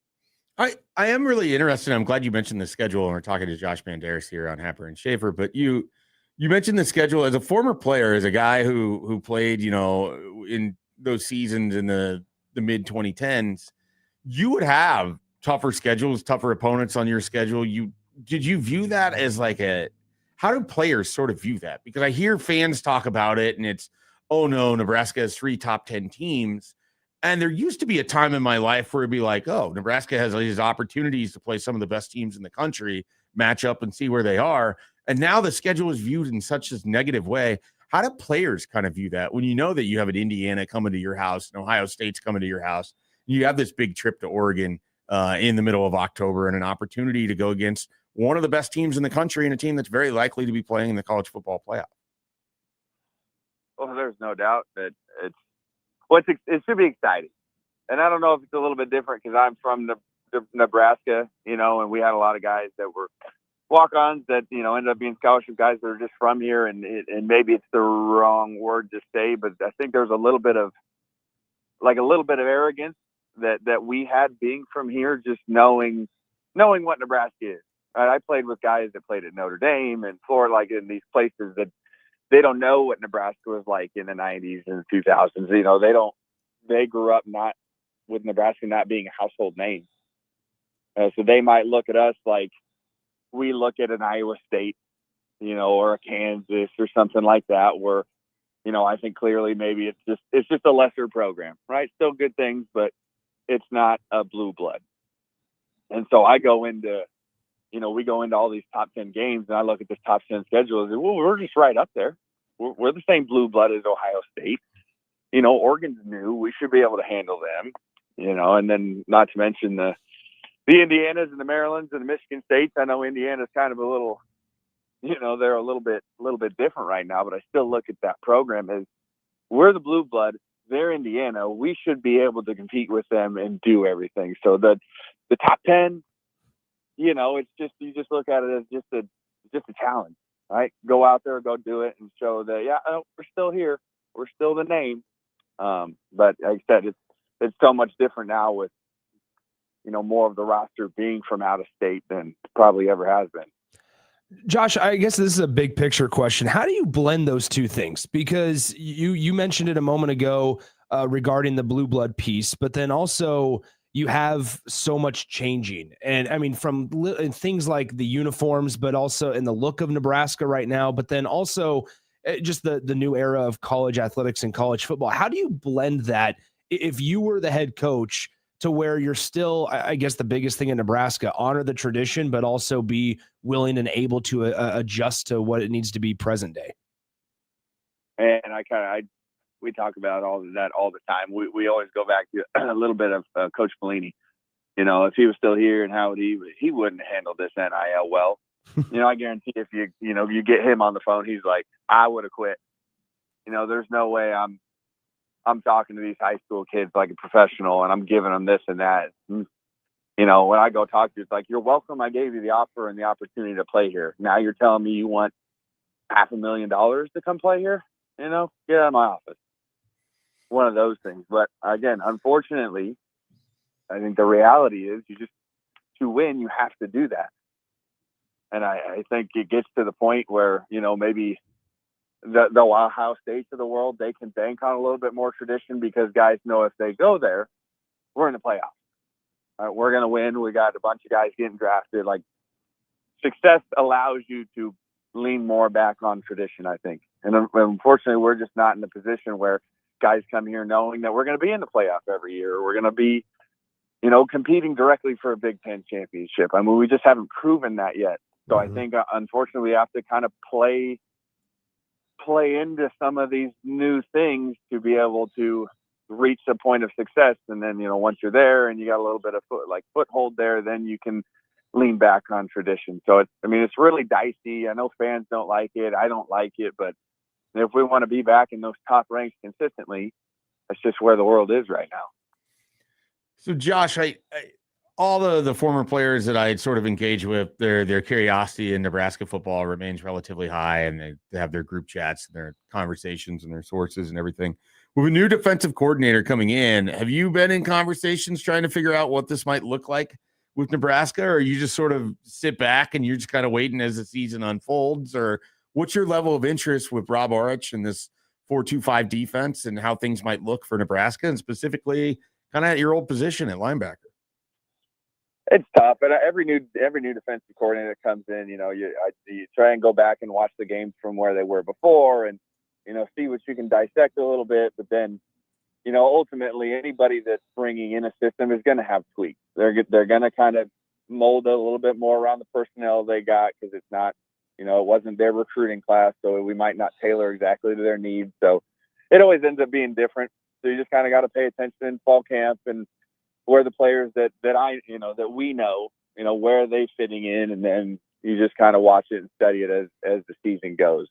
We tried to get on things and guess and figure everything out, but it's so different once the live bullets start flying on what they decided to change and what they decided to keep from old programs. But it's definitely something new, but with Bo and with Banker, we were a 4-man. We were just a 4-3, and it was pretty vanilla. There wasn't as many moving parts as I think is going to come, but I'm excited to see it. I mean, it's just something different, and for a long time, I just remember everybody's always like, well, let's see some pressure, let's see something different. We see, the Ohio States and all these people getting sacked, and they got all these athletic guys kind of, getting in there, and even safeties flying around. So I think it'll be exciting. I think it'll be something different, especially for the first year with opponents not having any tape to study. Hopefully that kind of gives us a leg up. But I'm always excited to see and learn new schemes.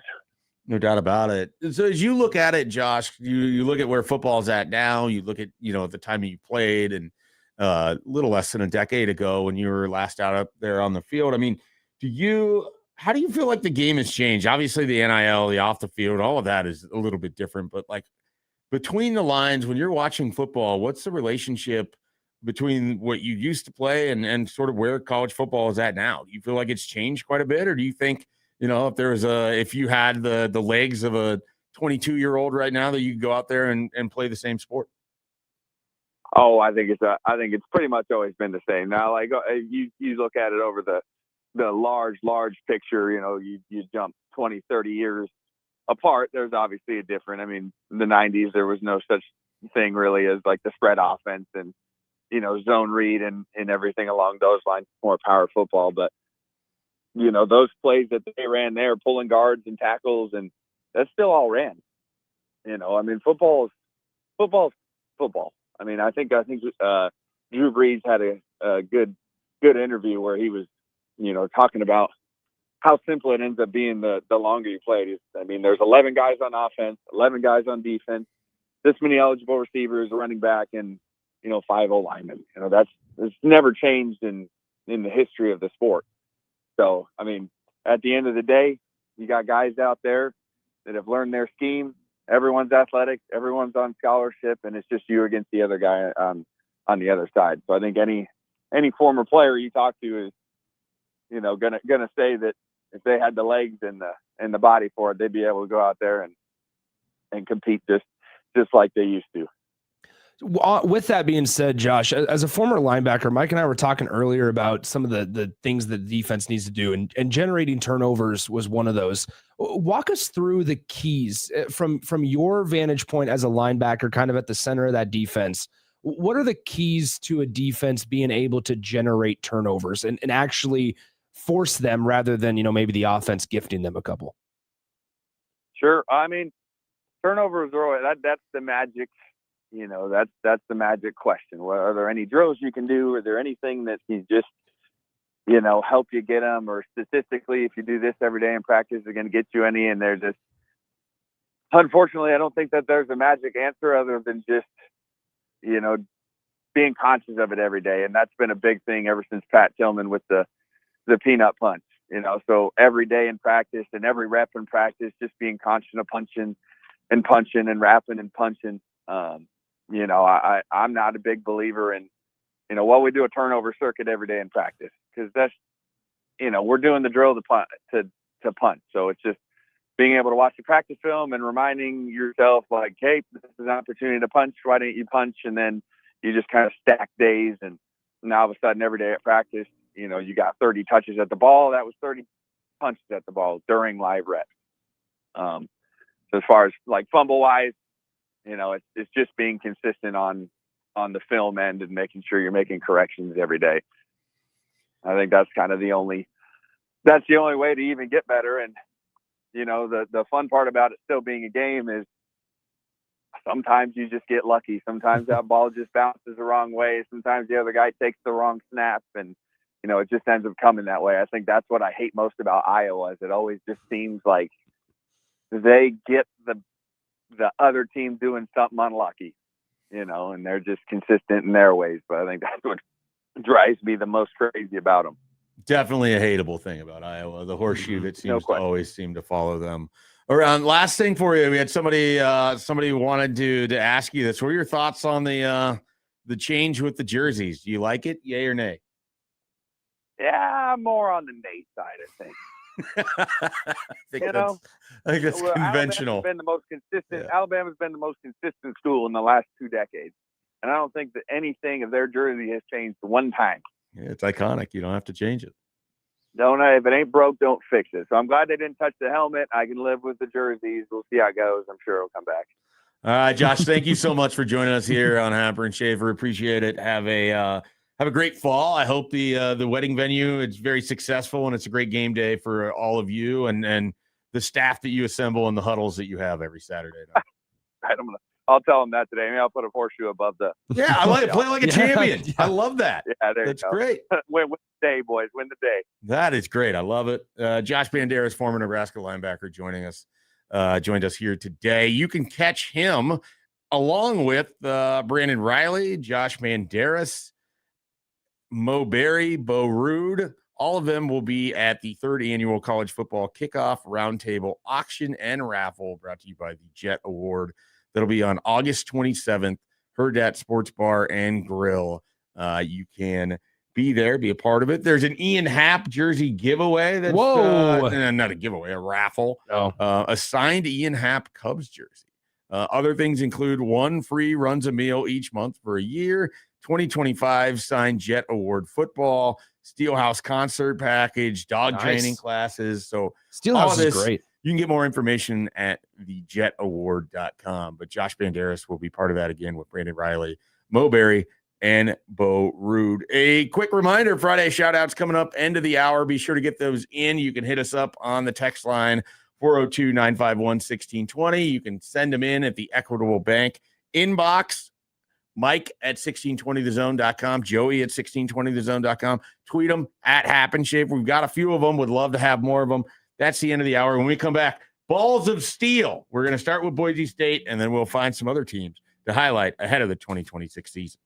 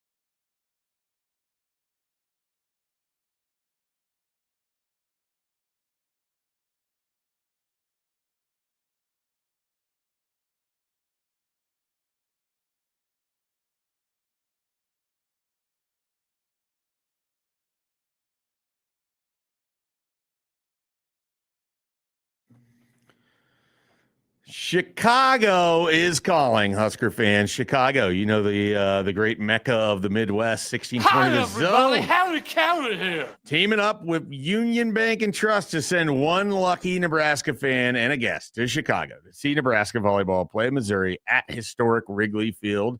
How to win? Listen for the road to Wrigley Sounder. It might have just happened. And then you head to 1620thezone.com. Enter for your chance to win. We're giving you multiple chances to enter every day all month long. Tickets to the game included, 2 tickets at historic Wrigley Field. Nick will be there next week. And round trip airfare for 2 from Omaha to Chicago, plus a 2-night stay in downtown Chicago. $150 gift card for the winner to use for dining, Ubers, merchandise, however you want to use it. So be sure to get signed up at 1620thezone.com. Road to Wrigley, presented by our friends over at Union Bank and Trust. At UBT, people don't have your money has people. Remember, FDIC. All right. We mentioned during City of the Day that we would be talking about Boise State today as one of our teams that we are previewing. Boise State went 9-5 last year. They got absolutely smashed at the beginning of the season against USF and then kind of righted the ship a little bit. Not a normal year for Boise State. 5 losses feels really high for the Broncos, which I don't know because I'm back to reading Phil Steele after the very clean-looking Pick 6 previews. This is a lot. I don't know. Did they lose in the Mountain West Championship game? No, it looks like they beat UNLV in the Mountain West Championship game and then got, for their troubles, smacked by Washington 38-10 in the bowl game. So Boise State, they're kind of in an interesting spot, but they now start as a Pac-12 member. We'll see what Phil Steele says here. They open at Oregon and travel to MAC champ Western Michigan and Fresno, but look like the best team in the Pac-12 and will be a prime G6 playoff contender this year. So Phil Steele sees things looking pretty good for him. He also says this: Boise got to 8 Mountain West title games in the last 9 years.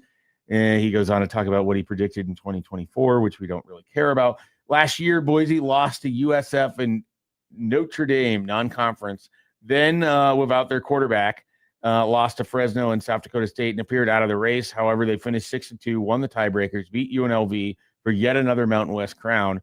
Madsen, the quarterback, is back. They return with their running backs, Riley and Gaines, as well as 3 offensive linemen and 6 starters on defense. They're number 1 in the Pac-12 on my homegrown list, also tops on the experience chart. They do play Oregon, Notre Dame, and Fresno, all on the road, but are the most talented team in the new Pac-12. So Boise State could be a team that represents in the playoff in year 1 for the Pac-12. Nick, I guess to kind of start with, are you interested in the new look Pac-12 or Pac-State, as we call it here, since all of the teams have to have state involved? I'm not necessarily interested in it. If it gives me 10 p.m. kickoffs, then I'm interested, which I guess it will give me that. You're I will be kickoffs. I will be just as interested in the Pac-12 or Pac-State as I am in the Hawaii football season. And they got a new twist to their schedule. I think the last week of the regular season, they'll do a flex game or something. They will just,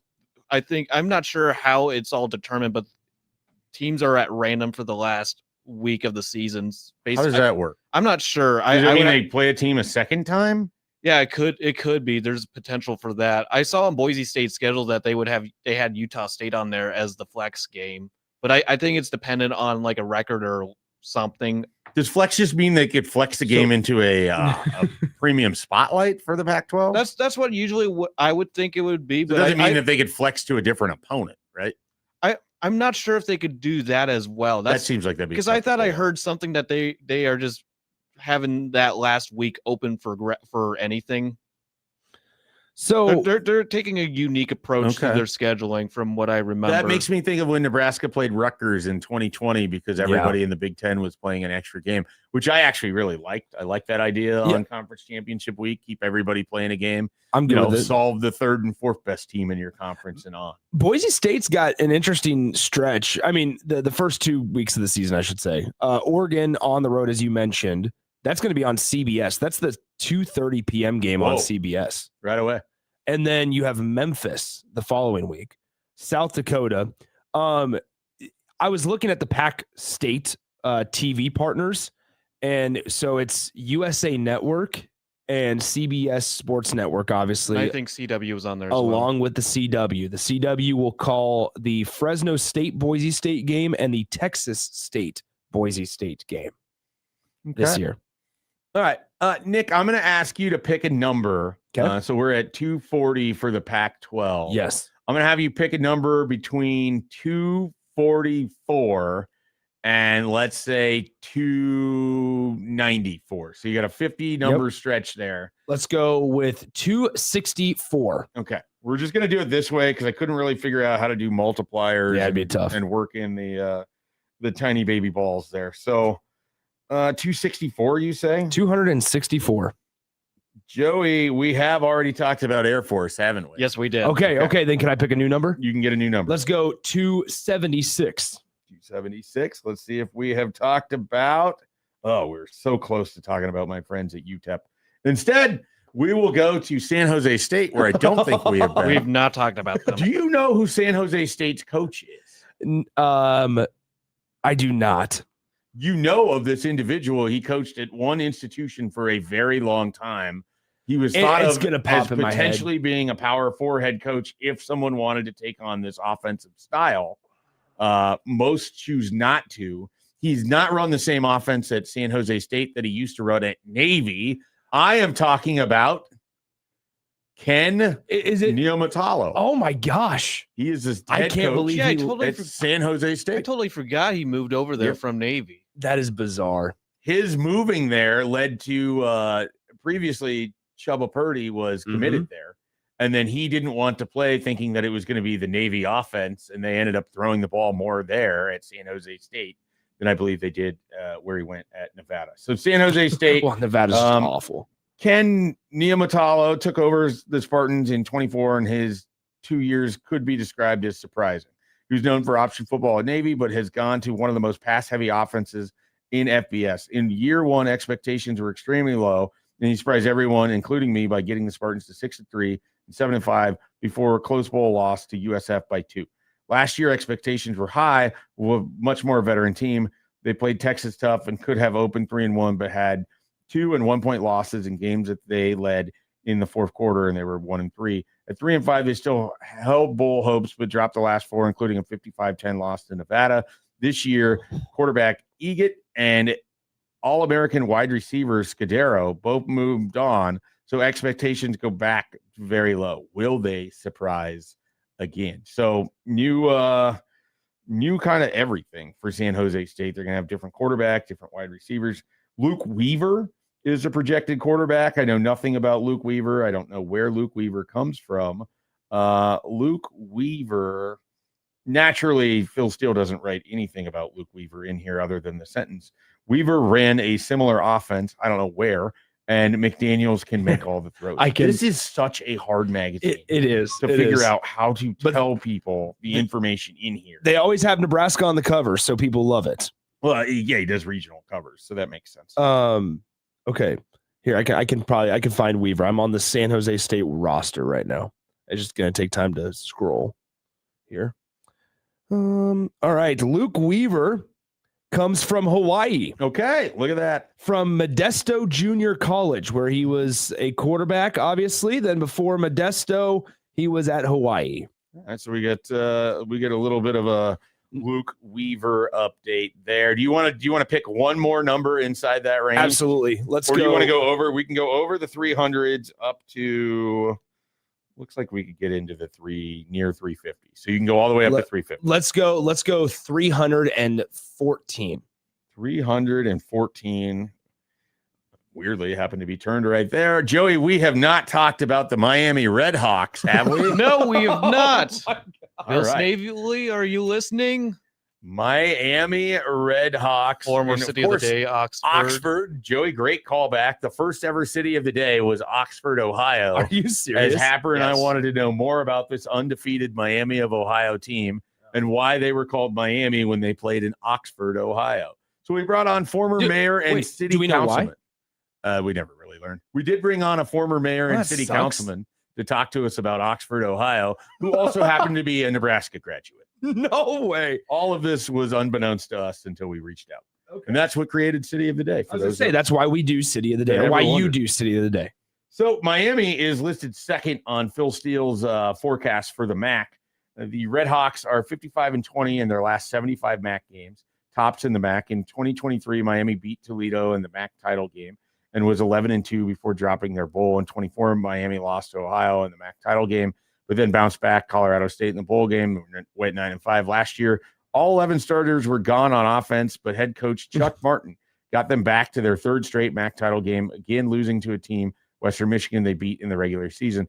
This year, they are a much more veteran team, and as long as Martin is around, they will be contending for the MAC title. So looking to see here, he has Rodney Nelson on his all-MAC preseason team. That appears to be the only offensive player.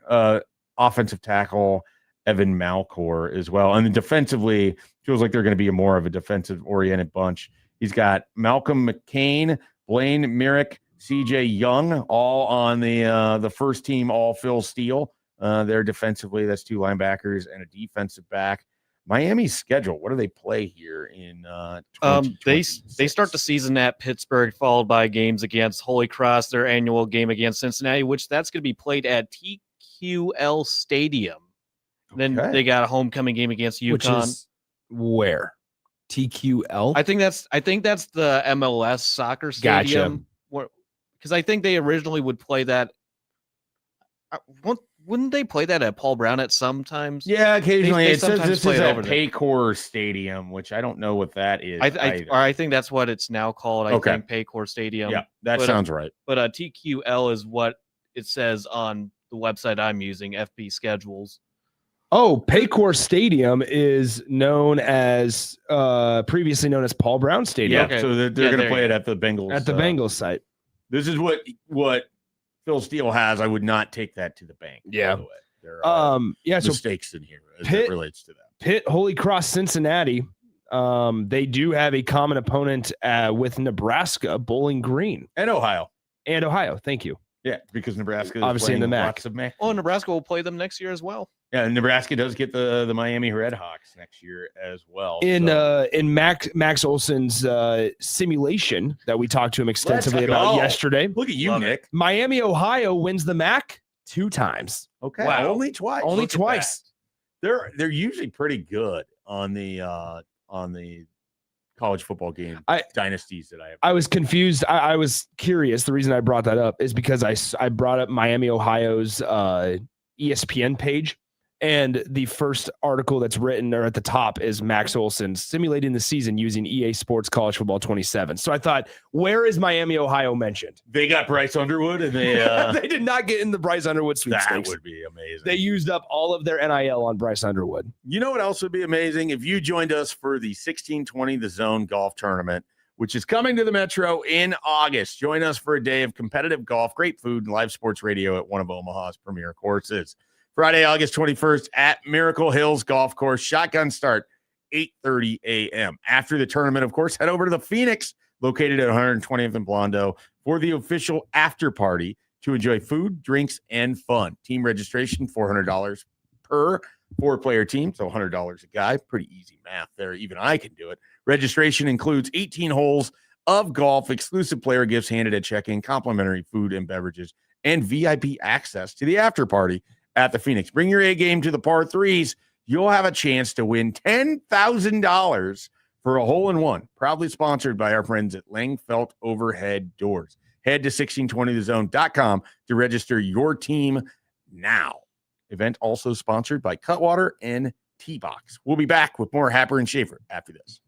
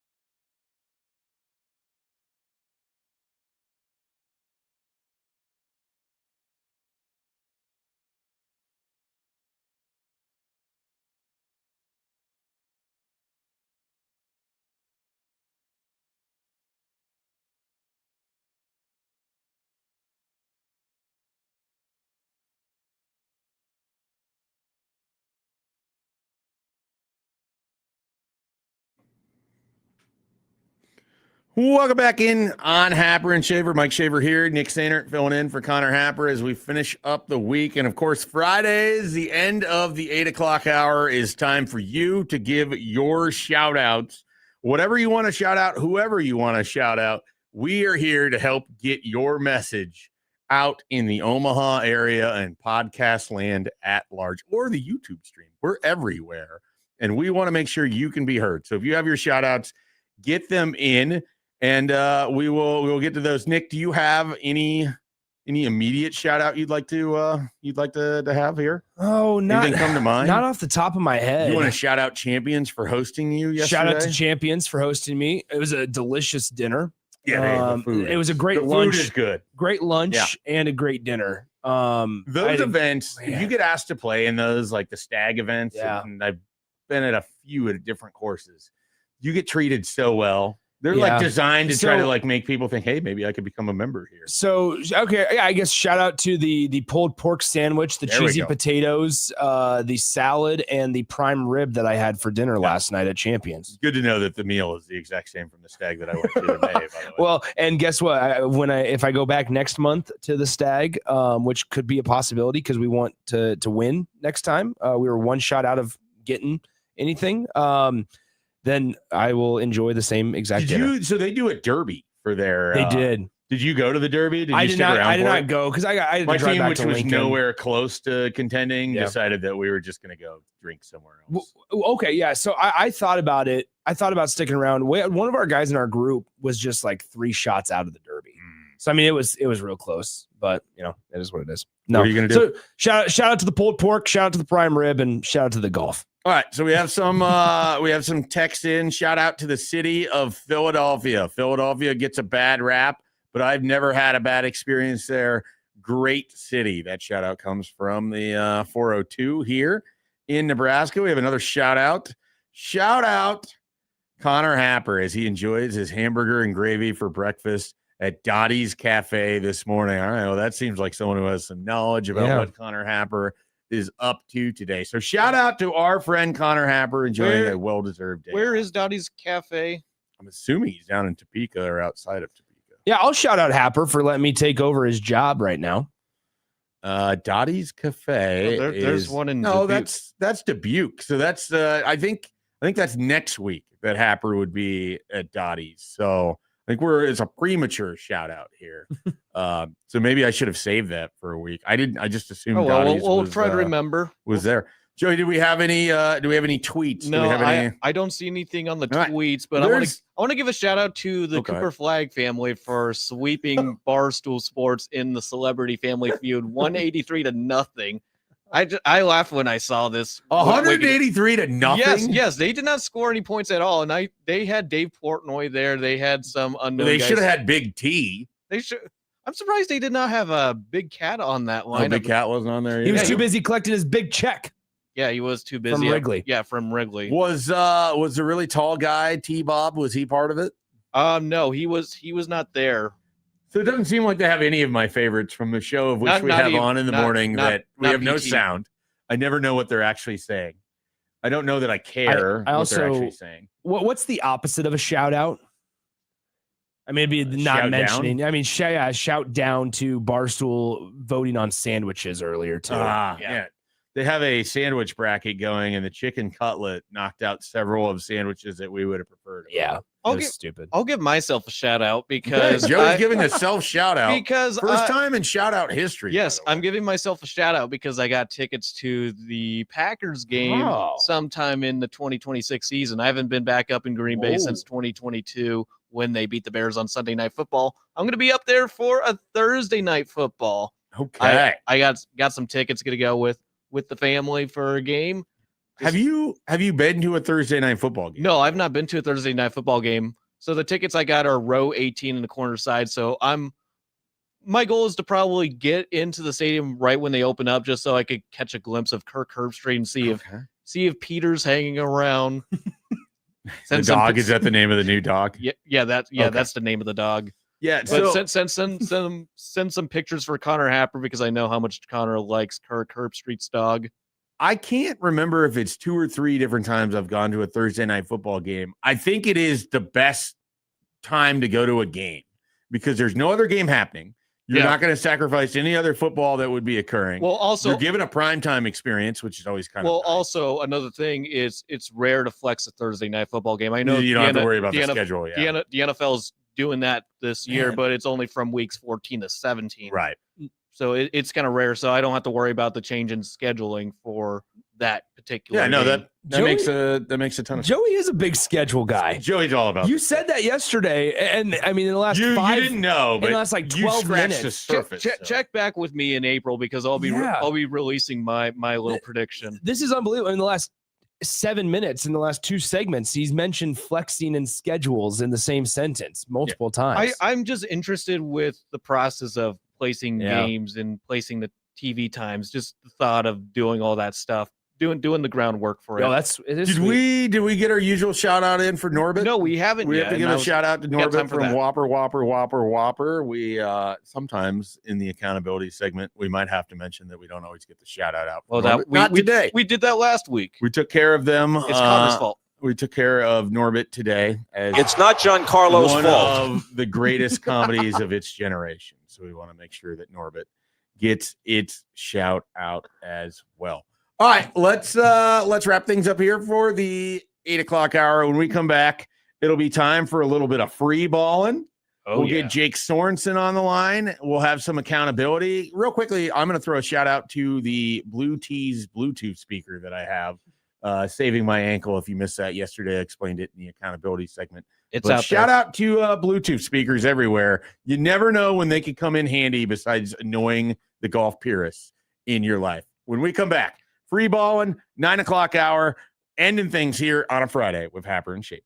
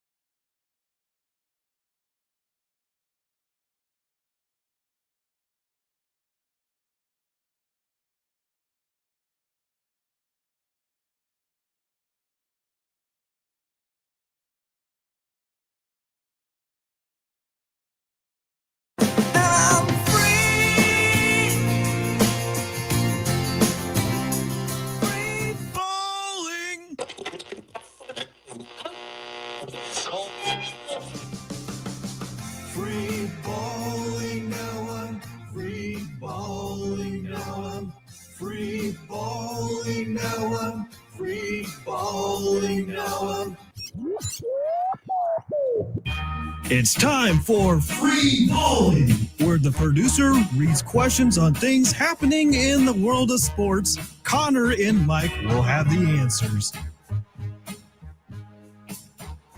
Welcome back here, 9 o'clock hour on a Friday. It is time for Free Ballin'. Slightly before we get there, though, we did have a late shout-out come in. Shout-out to Nick. Good job the past couple days. Whoa, thank you. People have enjoyed your appearance on Omaha Airwaves. I appreciate that. Thank you. It's been a good time. It's awesome. I've enjoyed the last two. It's been fun. It's good. We hope Thank you, that you would be interested in coming back should you be needed in the future. So. Absolutely. I'm here anytime. Shout out to shout out to my bosses for letting me. Yeah, absolutely. Shout out to the leaders. They're not around this week, so they probably aren't wouldn't have around known either way. But no, but I did ask them, and they said absolutely. And then when I was getting aggregated yesterday, it circulated through our chats. How did they feel about it? They loved it. Oh, that's great. They said it was great. They enjoyed listening to you two as well. They specifically said that. Okay, All So- right. Love to hear it. How about that? We love to have you here, and we would love Nebraska volleyball to be a part of what we do here. So And you know what the listeners love? The producer reading. they do. Thank They you. love That's right, one Michael listener in Severe. particular loves it. All right. Anyway, What do we Nebraska plays in San Antonio next February, as it will take part in the battle at the ballpark at the Nelson W. Wolf Municipal Stadium. The Huskers join Air Force, Army, and Notre Dame. I hear more and more from people who prioritize attending these random events. Has known baseball fan Nick ever considered attending one of these tournaments? I go every year. I was going to say, I feel like you're one of these guys. You've gone down to Texas. Yep. I was making my jokes yesterday, but No, I went down for work this last year. Was it Globe Life that you Globe went Life? to? Yeah, the Amigi Bank college baseball Right. series. Yeah, that was good with Florida State and Louisville in that one. Kansas State was there.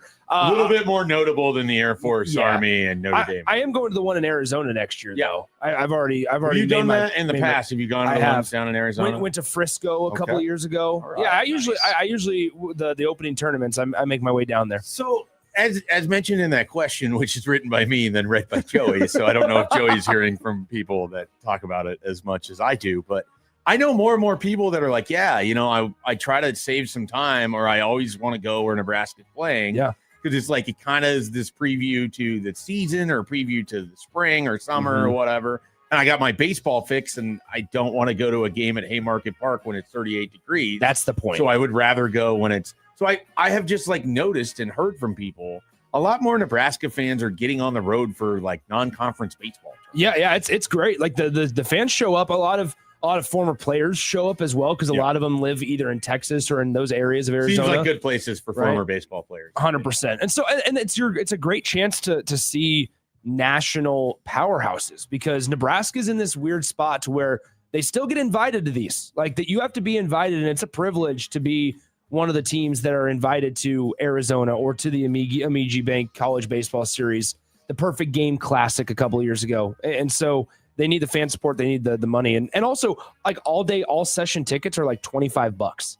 It's dirt cheap once you get down there. Well, relative to like the cost of, I was and have been a big spring training guy, and those costs have just exploded for games. I still haven't done the spring training trip. Oh man. Once you start, especially at the age of which you're at right now, you will want to like make it a yearly thing. I'm sure. And it's going to be fantastic. But just know that there was once a time where you could go to a game for much, much cheaper. Yeah. And it has just skyrocketed in price. But baseball in Arizona in February is always. I was going to say it's the 70. Texas, I assume it's the same. Yeah, it's the 80-degree weather in February that I'm a fan of. No doubt about it. All right, you guys have heard of the new spinoff of Go Diego Go called No Diego No? Have you guys heard of it? I'm assuming not. Can't say that I have. Anyway, the Baltimore Ravens released Diego Pavia to make room for a different player ahead of its training camp. Pavia was the first Heisman finalist in the last 12 years to not get drafted. Oh no! Do you think he lands somewhere before camp begins, or are we talking alternative leagues now for the former Commodore? I'm ready to be done with Diego Pavia. I think you either enjoyed the Diego Pavia, very specifically Michael Severe, or you're like everyone else, and you're like, I'm good. I didn't hate him while he was in college. I don't even hate him now. I don't hate him. I just don't know why. Like, why is this guy like a national story? He was good in college. He's a really fun football player. That's basically what it came down to. But he's also like a 5'8" quarterback that was never going to have a chance in the NFL. The thing that stood out the most to me there is the idea that the last 12 years, the Heisman finalists have all been drafted. That is fascinating. Like, I saw that a number of different places, and I was like, that really? Like, they've all been drafted? But then you think about it, and there's just largely the best quarterbacks on the best teams in recent. Like, as a kid, it's such a quarterback. The Heisman was, you could end up with Troy Davis over at Iowa State, or like Danny Warfel was drafted, but pretty much everyone knew there wasn't like a great career there for him as an NFL quarterback. Yeah, and other than Steve Spurrier, who tried to make it happen at multiple. And for what it's worth nowadays, like if a wide receiver's in the finalist, category, then they're exceptional and they're going top 10. Usually. Yeah, that's usually the case. The Devontae Smiths of the world. He's pretty good. What would noted Cubs fan Nick Center like to see his team do at the trade deadline, which is apparently coming up? Who would he be willing to part with? Should the Cubs trade for Seiya Suzuki? Trade Suzuki? Yeah. Or should they trade for starting pitching? What do you want them to do? They need to trade for starting pitching. I would also say that the piece that they probably will deal is Matt Shaw. That's what it sounds like. I might enjoy Matt Shaw one last weekend. Next weekend. I saw a trade proposal that made me like completely stop because it was Michael Walker. Yeah, don't even. Yeah, I for got Matt Shaw. Yeah, and Kevin Alcantara, who I only really know of because he was a top prospect. I don't think he's really. I don't think it's worked out quite that way. And his nickname is the Jaguar, so then like that's kind of why I'm familiar with him. The Cubs are just in a spot right now where there's like no room in the outfield. You can only play 3 at a time. Ian Happ is, Ian Happ. He's a Gold Glove defender, and PCA is the best center fielder in all of baseball. At right field, it's Seiya Suzuki, who you continuously are like, well, we'll give him one more try, or we'll give him a couple more weeks to prove it, and he just goes on a tear of hitting the ball and the leather off the baseball. So it's just like. Overall, you just can't bench him. Do you want him to move, Seiya Suzuki, like a right-handed bat for pitching? Because that's been discussed and bandied about. I think what you have to look at value for what you're going to get. Like if you're able to trade Matt Shaw for a guy that maybe has 2 years of club control rather than a rental piece, like I'm all for it. Yeah. So I mean, here's the deal. I think more so. You need to find a way to where pitchers don't consistently get hurt season ending wise in the Cubs organization. You look at what they have on the IL and they trade away Owen Casey for Edward Cabrera. What happens to Edward Cabrera, who has no history of injury? He comes into the Cubs organization and gets hurt and he's out for an extended period of time. They're still waiting for Justin Steele to get back. Yeah. There's a whole situation there. Can I give you the greatest tip for how to prevent pitching injuries? Yeah. Don't pitch. That's it. Otherwise, if you pitch, your injury risk is always high. That's 100% right. I just think that, the Cubs, that's why I think Matt Shaw's going to be the piece dealt. You look around the infield, Dansby is obviously Dansby. Nico Horner, you just signed an extension. Michael Bush is really good. Alex Bregman's your franchise player with all the club control in the world. Is that your franchise player? No, PCA is. Yeah, I'm saying in terms of what you signed him for. Okay, you have. That's fine. There's a no trade. Like he's stuck there. You need to probably get a little bit better behind the dish. Carson Kelly's fine, but like Miguel Amaya is the backup's not good. So I don't know. They need starting pitching. Whatever happened to Moises Ballesteros? Where is he just bouncing between the Iowa Cubs? Yeah, bouncing between Iowa Cubs. Yeah, a moment. Like my thing is like you had one of the best farm systems in baseball. With like Owen Casey, Alcantara, Moises Ballesteros, and even like Ramirez. And ultimately, you haven't done a whole lot with it. You traded Owen Casey, but it's like if you're going to go all in on these next 3 years, which they are, it's time to deal them. Yeah, things look different if Kate Horton and other guys are helping. Oh, big time. There's no question. Yeah. Joey? All right, one more question. We haven't really addressed this topic. I know the other shows have. What are your thoughts on the renderings of the new, soon-to-be Kansas Chiefs Stadium? So the reason I didn't really bring this up is I'd have to like get it on the stream somehow because this is a radio show. And I could quickly get it. If Joey wants to throw the graphics up, we can. Have you looked at this? I have. I've seen the outside. it feels like what they're trying to do is take the look of Kauffman Stadium, combine it with the sort of Minnesota Vikings all glass approach. So you get a lot of that sunlight. Like it looks really cool. Here's my problem. And this has nothing to do with Kansas City or the fact that it's going to the Kansas City, Kansas side of things, or that they're even building a stadium, all of which I think is fine. There is no reason, absolutely no reason, that it needs to be a $3 billion project. $3 billion. I didn't see that it was $3 billion. What That's the hell crazy. are you getting out of your stadium and bankrupting your taxpayers for? Because I know the Hunt family isn't going to be paying for the ball. If you're watching on the stream, it's on the stream. This is the rendering. I mean, it is gorgeous looking. That's cool. You don't need a $3 billion stadium. You just don't. And I understand the cost of materials up and all of these different things. You can build cheaper than a $3 billion multi-use stadium. That's ridiculous. Especially when you're not even going to get that big of a financial commitment from the most stakeholders of the parties, which is the owners of the Hunt family said that Hunt said that his family will commit $1 billion in development. So you're getting 1/3 of it. In late December, Kansas which sounds lawmakers, great until you realize that's 33%. What are you going to do with the other 66? You know why they can do $1 billion? They're NFL owners. Yeah. Money prints itself. In late December, Kansas lawmakers voted unanimously to allow for sales tax and revenue bonds, to be issued to cover up 70% of the cost. In the team statement, let's see.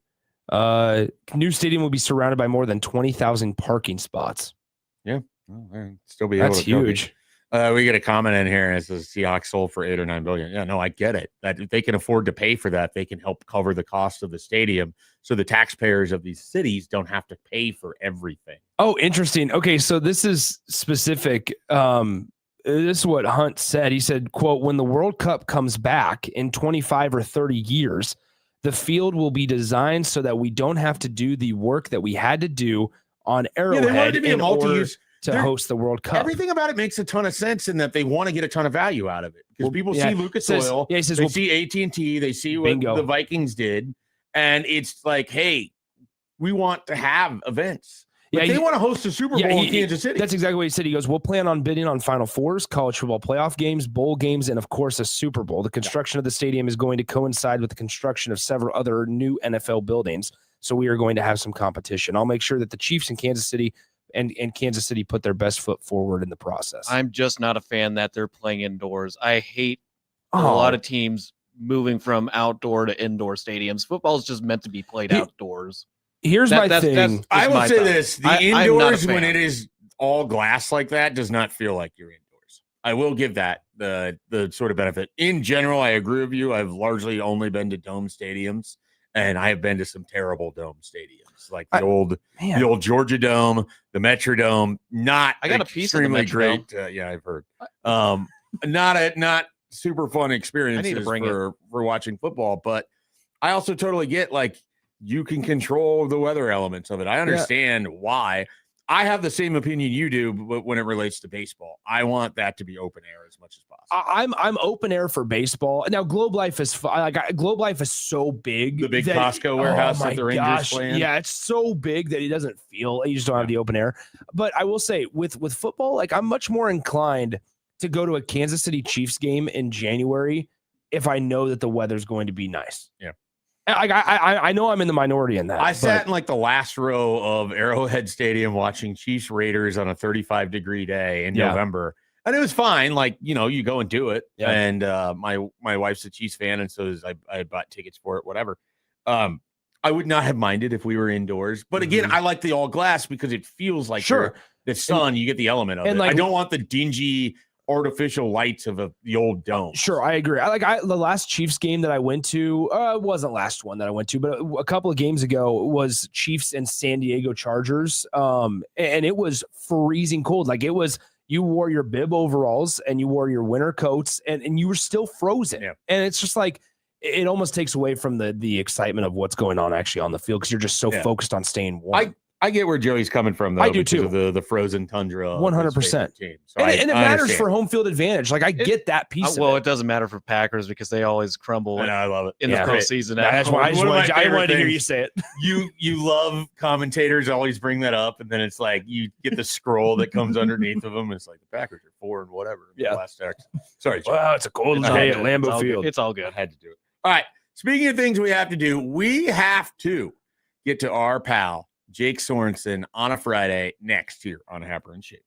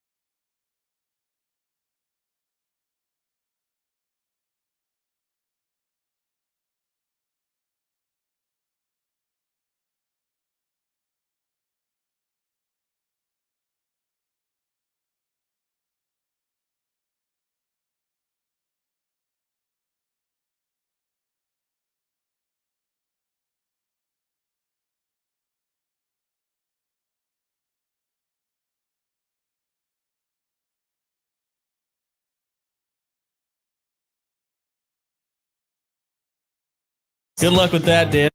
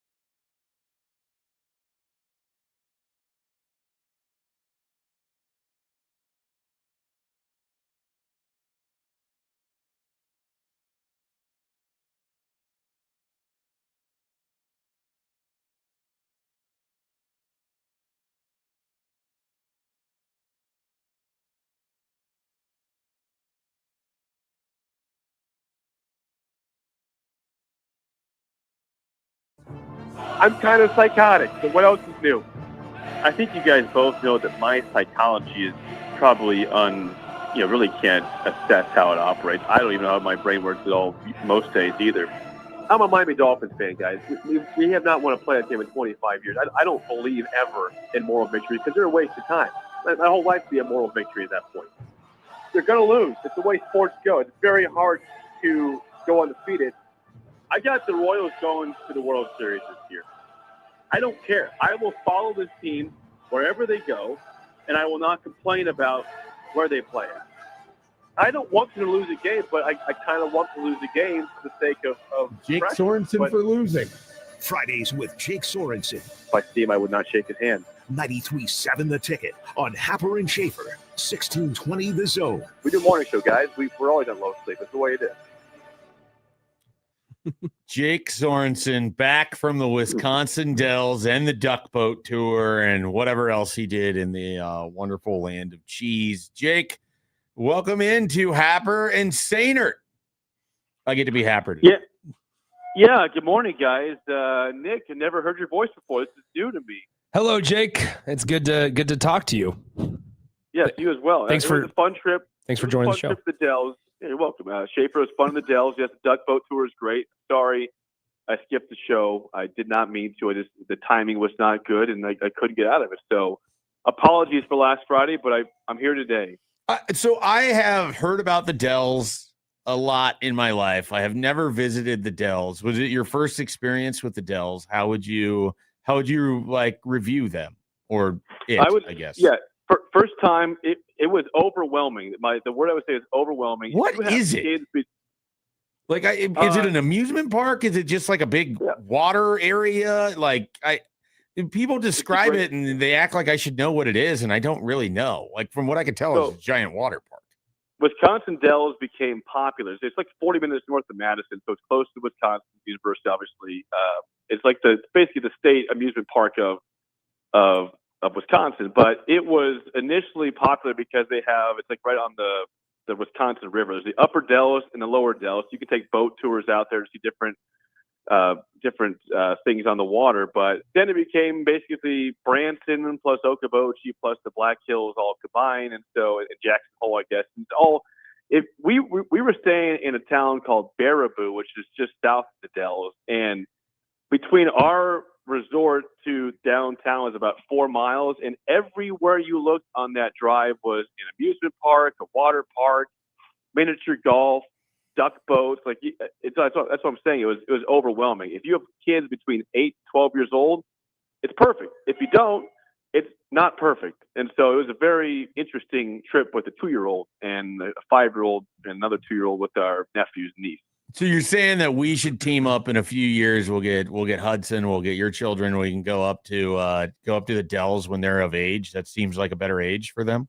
Yeah, I would not go before 8 though. I think even that 7-year-old is a little bit young. 8 to 12 is the perfect time. Peak Dells range. Peak Dells range. 8 to 12 years old. Based on my one experience there, I think that's got to be the ideal time. Okay. All right. Well, all right. Do you have any other trips left between now and the start of football season? Do you have any golf trips? You have a random excursion somewhere? Are you just going to be in Hawaii for fun? What's left on the schedule? I wish it was.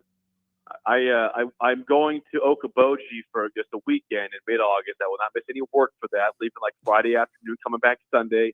I was supposed to go to the Ozarks. You can miss work. I'm not in charge of your PTO here. Hold on. This sounds just like the conversations Jake and I used to have where he would tell me about his excursions and he'd be like, but don't worry, Nick, I'm not missing any of the show. I'm not missing the show. Or he'll be like, hey, Nick, I need you to take over on Friday. I need you to fill in just because. I was going to say, you were the number one fill. I was. But it's like I'm having a conversation 3 months ago with Jake Sorensen right now where he's like, don't worry, I'm not missing work. It's like, okay, I can pat you on the back. I'm not worried. I'm not concerned. Hey, guess what, Jake? I'll be honest. Joey, Mike, or myself, we don't care if you miss work. Well, I was just saying, I felt bad because I go back to last month. I was on the show. I joined you guys. I joined Happer and Schaefer from the Black Hills. I thought, well, these guys think I vacation all the time, which is not necessarily true. I do try to get out in the summertime. So when I think I'm getting criticized, not by you guys, but by others, I have to just let them know I am still doing some work. So Nick, you understand that. We've talked about that many times in the past. I mean, you feel the same way, I think, a little bit when you've left at times. Yeah. You tried to defend it, but it's fine. You get vacation. You're allowed to use it. I was going to say. Exactly. Yeah. Yeah. I don't. We're in a society where like you get shamed if you go on vacation. What is this? Yeah. Well, people should look at the World Cup and be like, hey, that European nation, they were just, all these Spaniards just lived in the United States for 6 weeks because of the way that they view vacation and holidays and work and everything else. They were taking ranch back. Yeah, I mean, we could adopt a little bit more of that attitude here in America. I'd like to know what like the total cost of those trips was. Like for those, I would not like to Argentina or Spain. Like, what was the final from the moment they got here, the moment they left? What was the amount spent? Because it had to be a small fortune if they brought family, especially with them too. I truly cannot imagine, one, being somewhere that long of time, two, the amount of cost, just like the game cost alone was obscene. And then, we know what hotels and flights and all of it, and just the gouging that the American economy loves to do around event-based things. And that had to be pretty obscene. Dude, so you were traveling, you probably didn't even watch the World Cup final. I didn't watch a lot of soccer to begin with. I'm not going to lie. I didn't watch a lot of World Cup. I did catch the USA. I was curious if you paid any attention to it. I mean, I'm not going to lie. No, I didn't. I didn't watch. I didn't watch any matches at all besides the USA. I didn't watch a single second of the World Cup final. Did you have strong opinions on the USA going out the way they did against Belgium? I thought it was okay. I mean, it was unfortunate how we got out of hand at the end, but I don't have strong opinions. To be fair, I was playing golf league during it, so I had one of the guys in the other cart had the game on, so I could listen to the audio, and I'd watch a little bits and pieces of the actual match. But I'm like, dude, I got to make this 5-footer here. I don't care about this situation right now. I got to make this putt. Jake, over under 3.5, or I'm going to say 2.5 players on the U.S. national team that you can name. Under.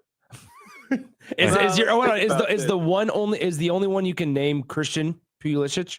No, I that one, and then Boligan, the guy that Ballin. Okay, yeah. Ballin. Close. Yeah. I think it stops there. So two. No, the goalkeeper. I remember Tim Howard back in how many former, like, if you could name anyone that ever played for the United States national team, could you get to 10 players? Landon Donovan. Did Freddie Adu play for the soccer team? He might have had a cap at some point, so I'll count it. Can I combine the women's team to get to 10? No. Or I get all 10 of them? Probably not. You got to 4. You're almost halfway home. You mentioned Tim Howard. You got to 5. Yeah. The one that I've forgotten about, guys, is Josie Altidore. Oh yeah. No, they would show him during games. He was attending. He's a good striker. He's a good player. He's working on Telemundo. Joey would be all over that. So, okay, Jake, we're just going through the various sporting events that have occurred since the last time we spoke. Did you see any of the British Open? I did. I did watch a good amount of the British Open, and what a great tournament it was. That thing just never disappoints.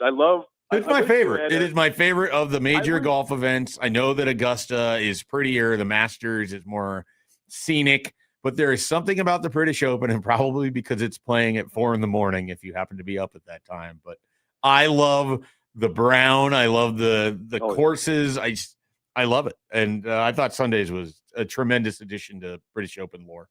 I will say, I think we were unfortunate that we didn't get the one day of epic rain and wind and see the spattering of the water on the lenses of the camera. We didn't get that. But what's amazing is that tournament was won at 10 under par, and you had 3 separate guys shoot 62 and tie the record for lowest round in a major, which is 8 under par in that course, and still the winning score was 10 deep. So it's amazing how Ryan Fox shoots that, I believe, day 2, and he gets 2 under par beyond that to win, and he birdies 4 of his last 6 holes in doing so. So it's just I thought it was a great venue. I thought the carnage was good. Siwoo Kim looked good for a while, then he imploded on the back 9, and the drama was there. And it's amazing that Cam Young makes that bogey at 18, and he thought that's it. And he appeared to be winning the tournament until Fox birdied 17, 18. So great drama, great venue, and I look forward to watching again next year. Do you think the lesson in all of this is to play fast like Ryan Fox? Should be. Take that, Patrick Cantlay, and all you slow bums out there. Play faster. There's no point in playing slow. I mean, You can win playing fast. If you guys know how I play, I'm a fast golfer. I know. I like golfing with you. It's great. We spend more time looking for wherever I hit my random ball, but I'm never worried about you having to size up everything. No. I actually take probably too little time. I look at putts. I'm like, yep, it's gonna go that way. Oh God, it broke that way 7 feet. My bad. Probably should have checked that one off. But I have realized over the years that when I was in high school, I took so long to hit a ball, and I just really got mental on it. And so I realized I got to really speed it up. So I think probably at some point in college, I changed my swing, I changed my approach, and I've been pretty consistent in just one waggle and go. And that's been very helpful. I'm not saying I'm any good still, but I feel better about the game. So I have a question for you. You're in a unique position. You do a similar job. You're a morning radio host. You have to talk about the Nebraska football team 365 days of the year for the most part. What right now we're in, what day is this? July 24th. 24th. It's July 24th. We're still 11 plus days away from, I think, camp even beginning. We are 40 some days from the season beginning. What is the most annoying Nebraska football topic for you right now where you're like, I don't want to talk about this. I'm tired of talking about this. I'm tired of mentioning this. But either you have to, or it's just going to come up. Like, what are you annoyed by in Nebraska discussions right now? Well, let me say this: I'm annoyed. I'm annoyed mostly by Nebraska in these discussions, not just. Well, yeah, no, that's a given. I'm not going to accept that as an answer. Yeah, you can. Okay. Oh, well, I'm annoyed by the conversation of 30 straight losses to ranked teams and the opportunity. You have several of those. I mean, it's annoying. It's just a terrible stat. And it's awful. There's no defending that. I'm annoyed by. The Calandria, what's he in comparison to Raiola? I mean, it's an important thing, but I'm also annoyed just by people still talking about Dylan. I mean, Dylan's moved on. He's at Oregon. It's time to let go and focus on what we have now and what's coming with Trey Taylor in the future. That's a little annoying too, I guess.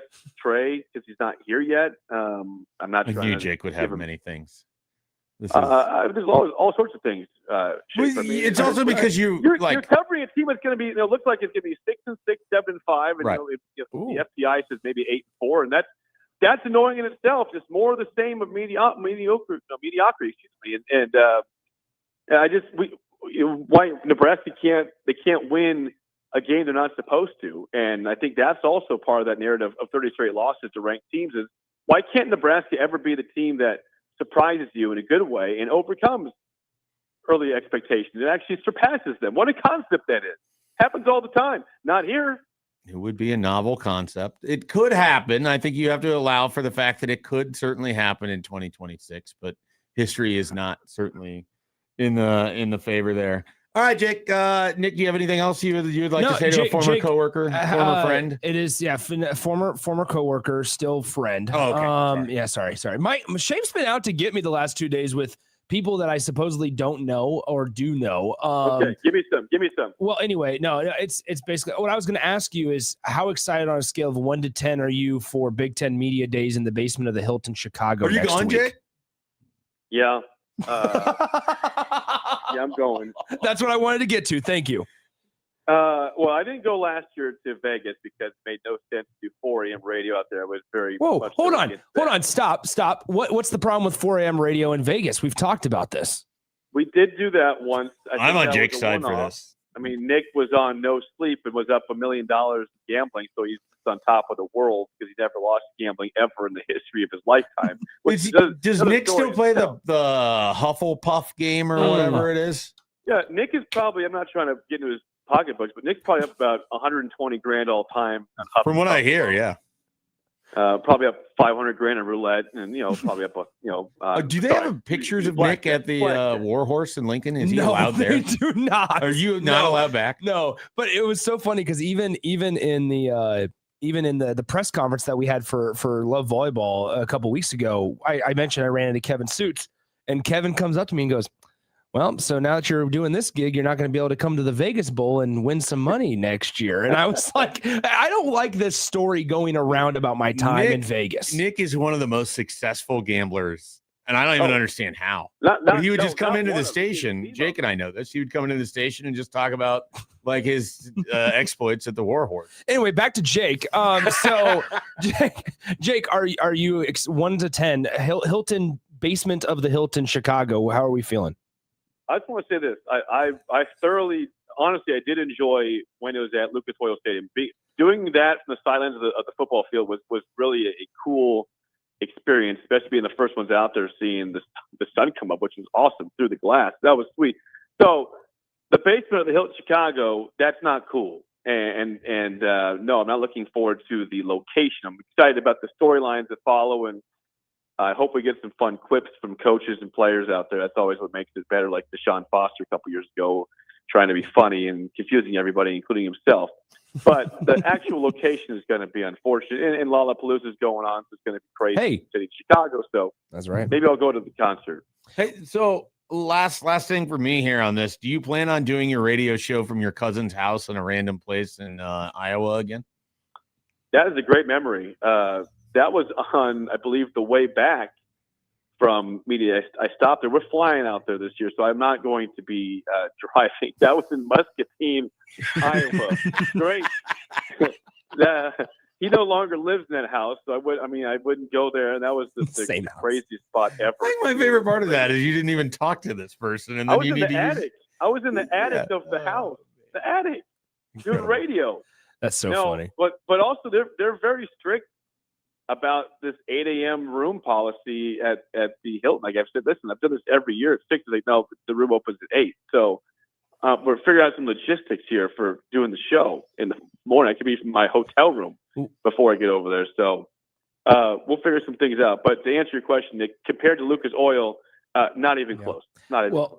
Vegas wasn't great last year. I can say that as personal experience. What I will say is next week I will also be in Chicago for a couple of those crossover days while you guys are still there. So if you want to go to Lollapalooza and see Tate McRae, I mean, just let me know. I'll tag along.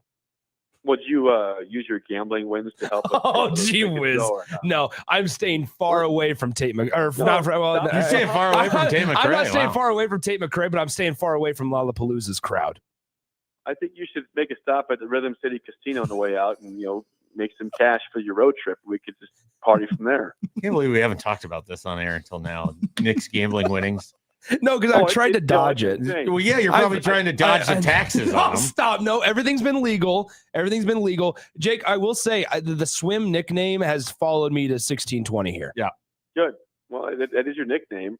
I just want to say before I tell you out, I mean, I've never seen somebody that walks into a casino and just expects to walk away up 4 figures like he's. It's amazing. It is. He says it how you walk in. He says, I've walked in with confidence many times and lost $500 at the casino. Nick's like, yeah, that's how you walk in. Oh. No. I have felt very good about my gambling and have fallen short. It is nothing about your persona or about the way you it's nothing about me. About how the thing goes. And that is like a huge bugaboo. Nick, yeah, that's how you walk in. That's crap, Nick. That is absolute crap. Not buying it. Also, make sure the sound of the machine is up. You just are the luckiest man I've ever known. Okay. All right. Well, cool. Jake, thank you for coming back and joining us here, joining Nick Sainert during his debut week at 1620. I don't know. He seemed like he was interested in coming back now after all this gambling talk. He's probably less interested. Hey, by the way, any updates on Connor's round so far? Haven't heard anything. I know yesterday was a practice round. I don't know what time they're going off today, but he's got a title to defend down there at Firekeeper. We'll see if he's able to do it. Okay, report back. We will do so. Jake, thank you. Have a great weekend. We'll catch you next week. See you guys. See you. Jake pulled a Happer. I dropped the call by pressing a microphone when I'm not even the one that's going to drop. Don't worry, I got you.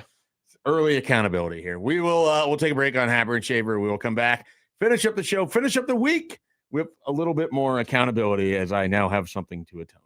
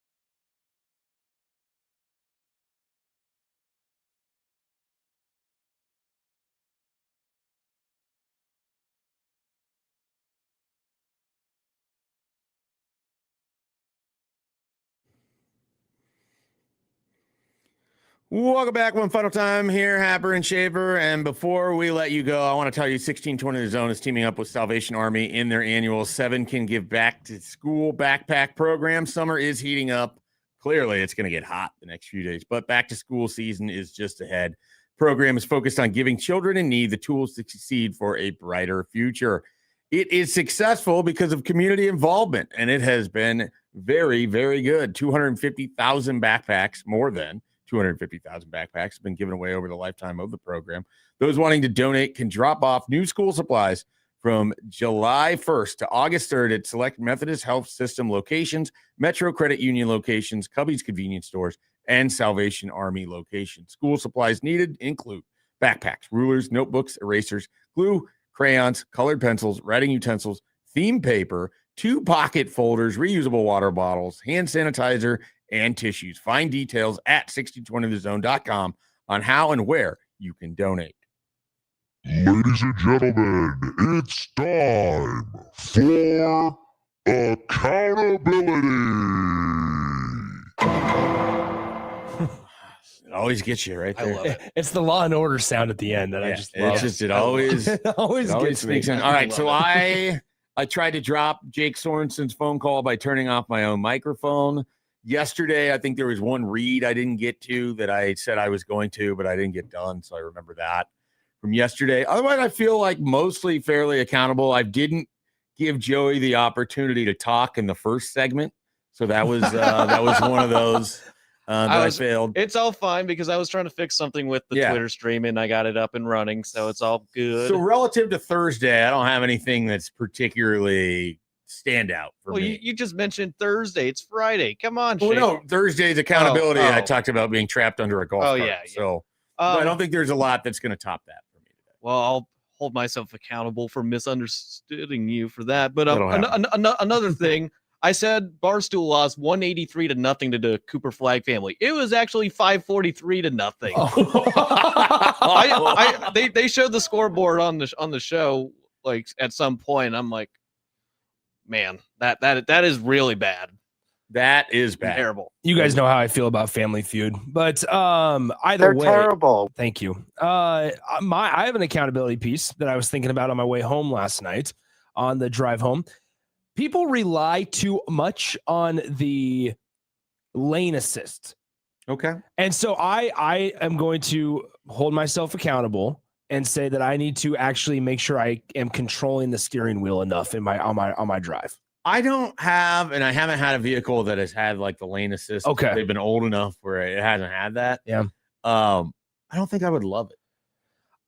Joey, do you have a thought on this? I drive an older vehicle as well, and Okay. I drive my first vehicle. Like one of our station vehicles is new. It has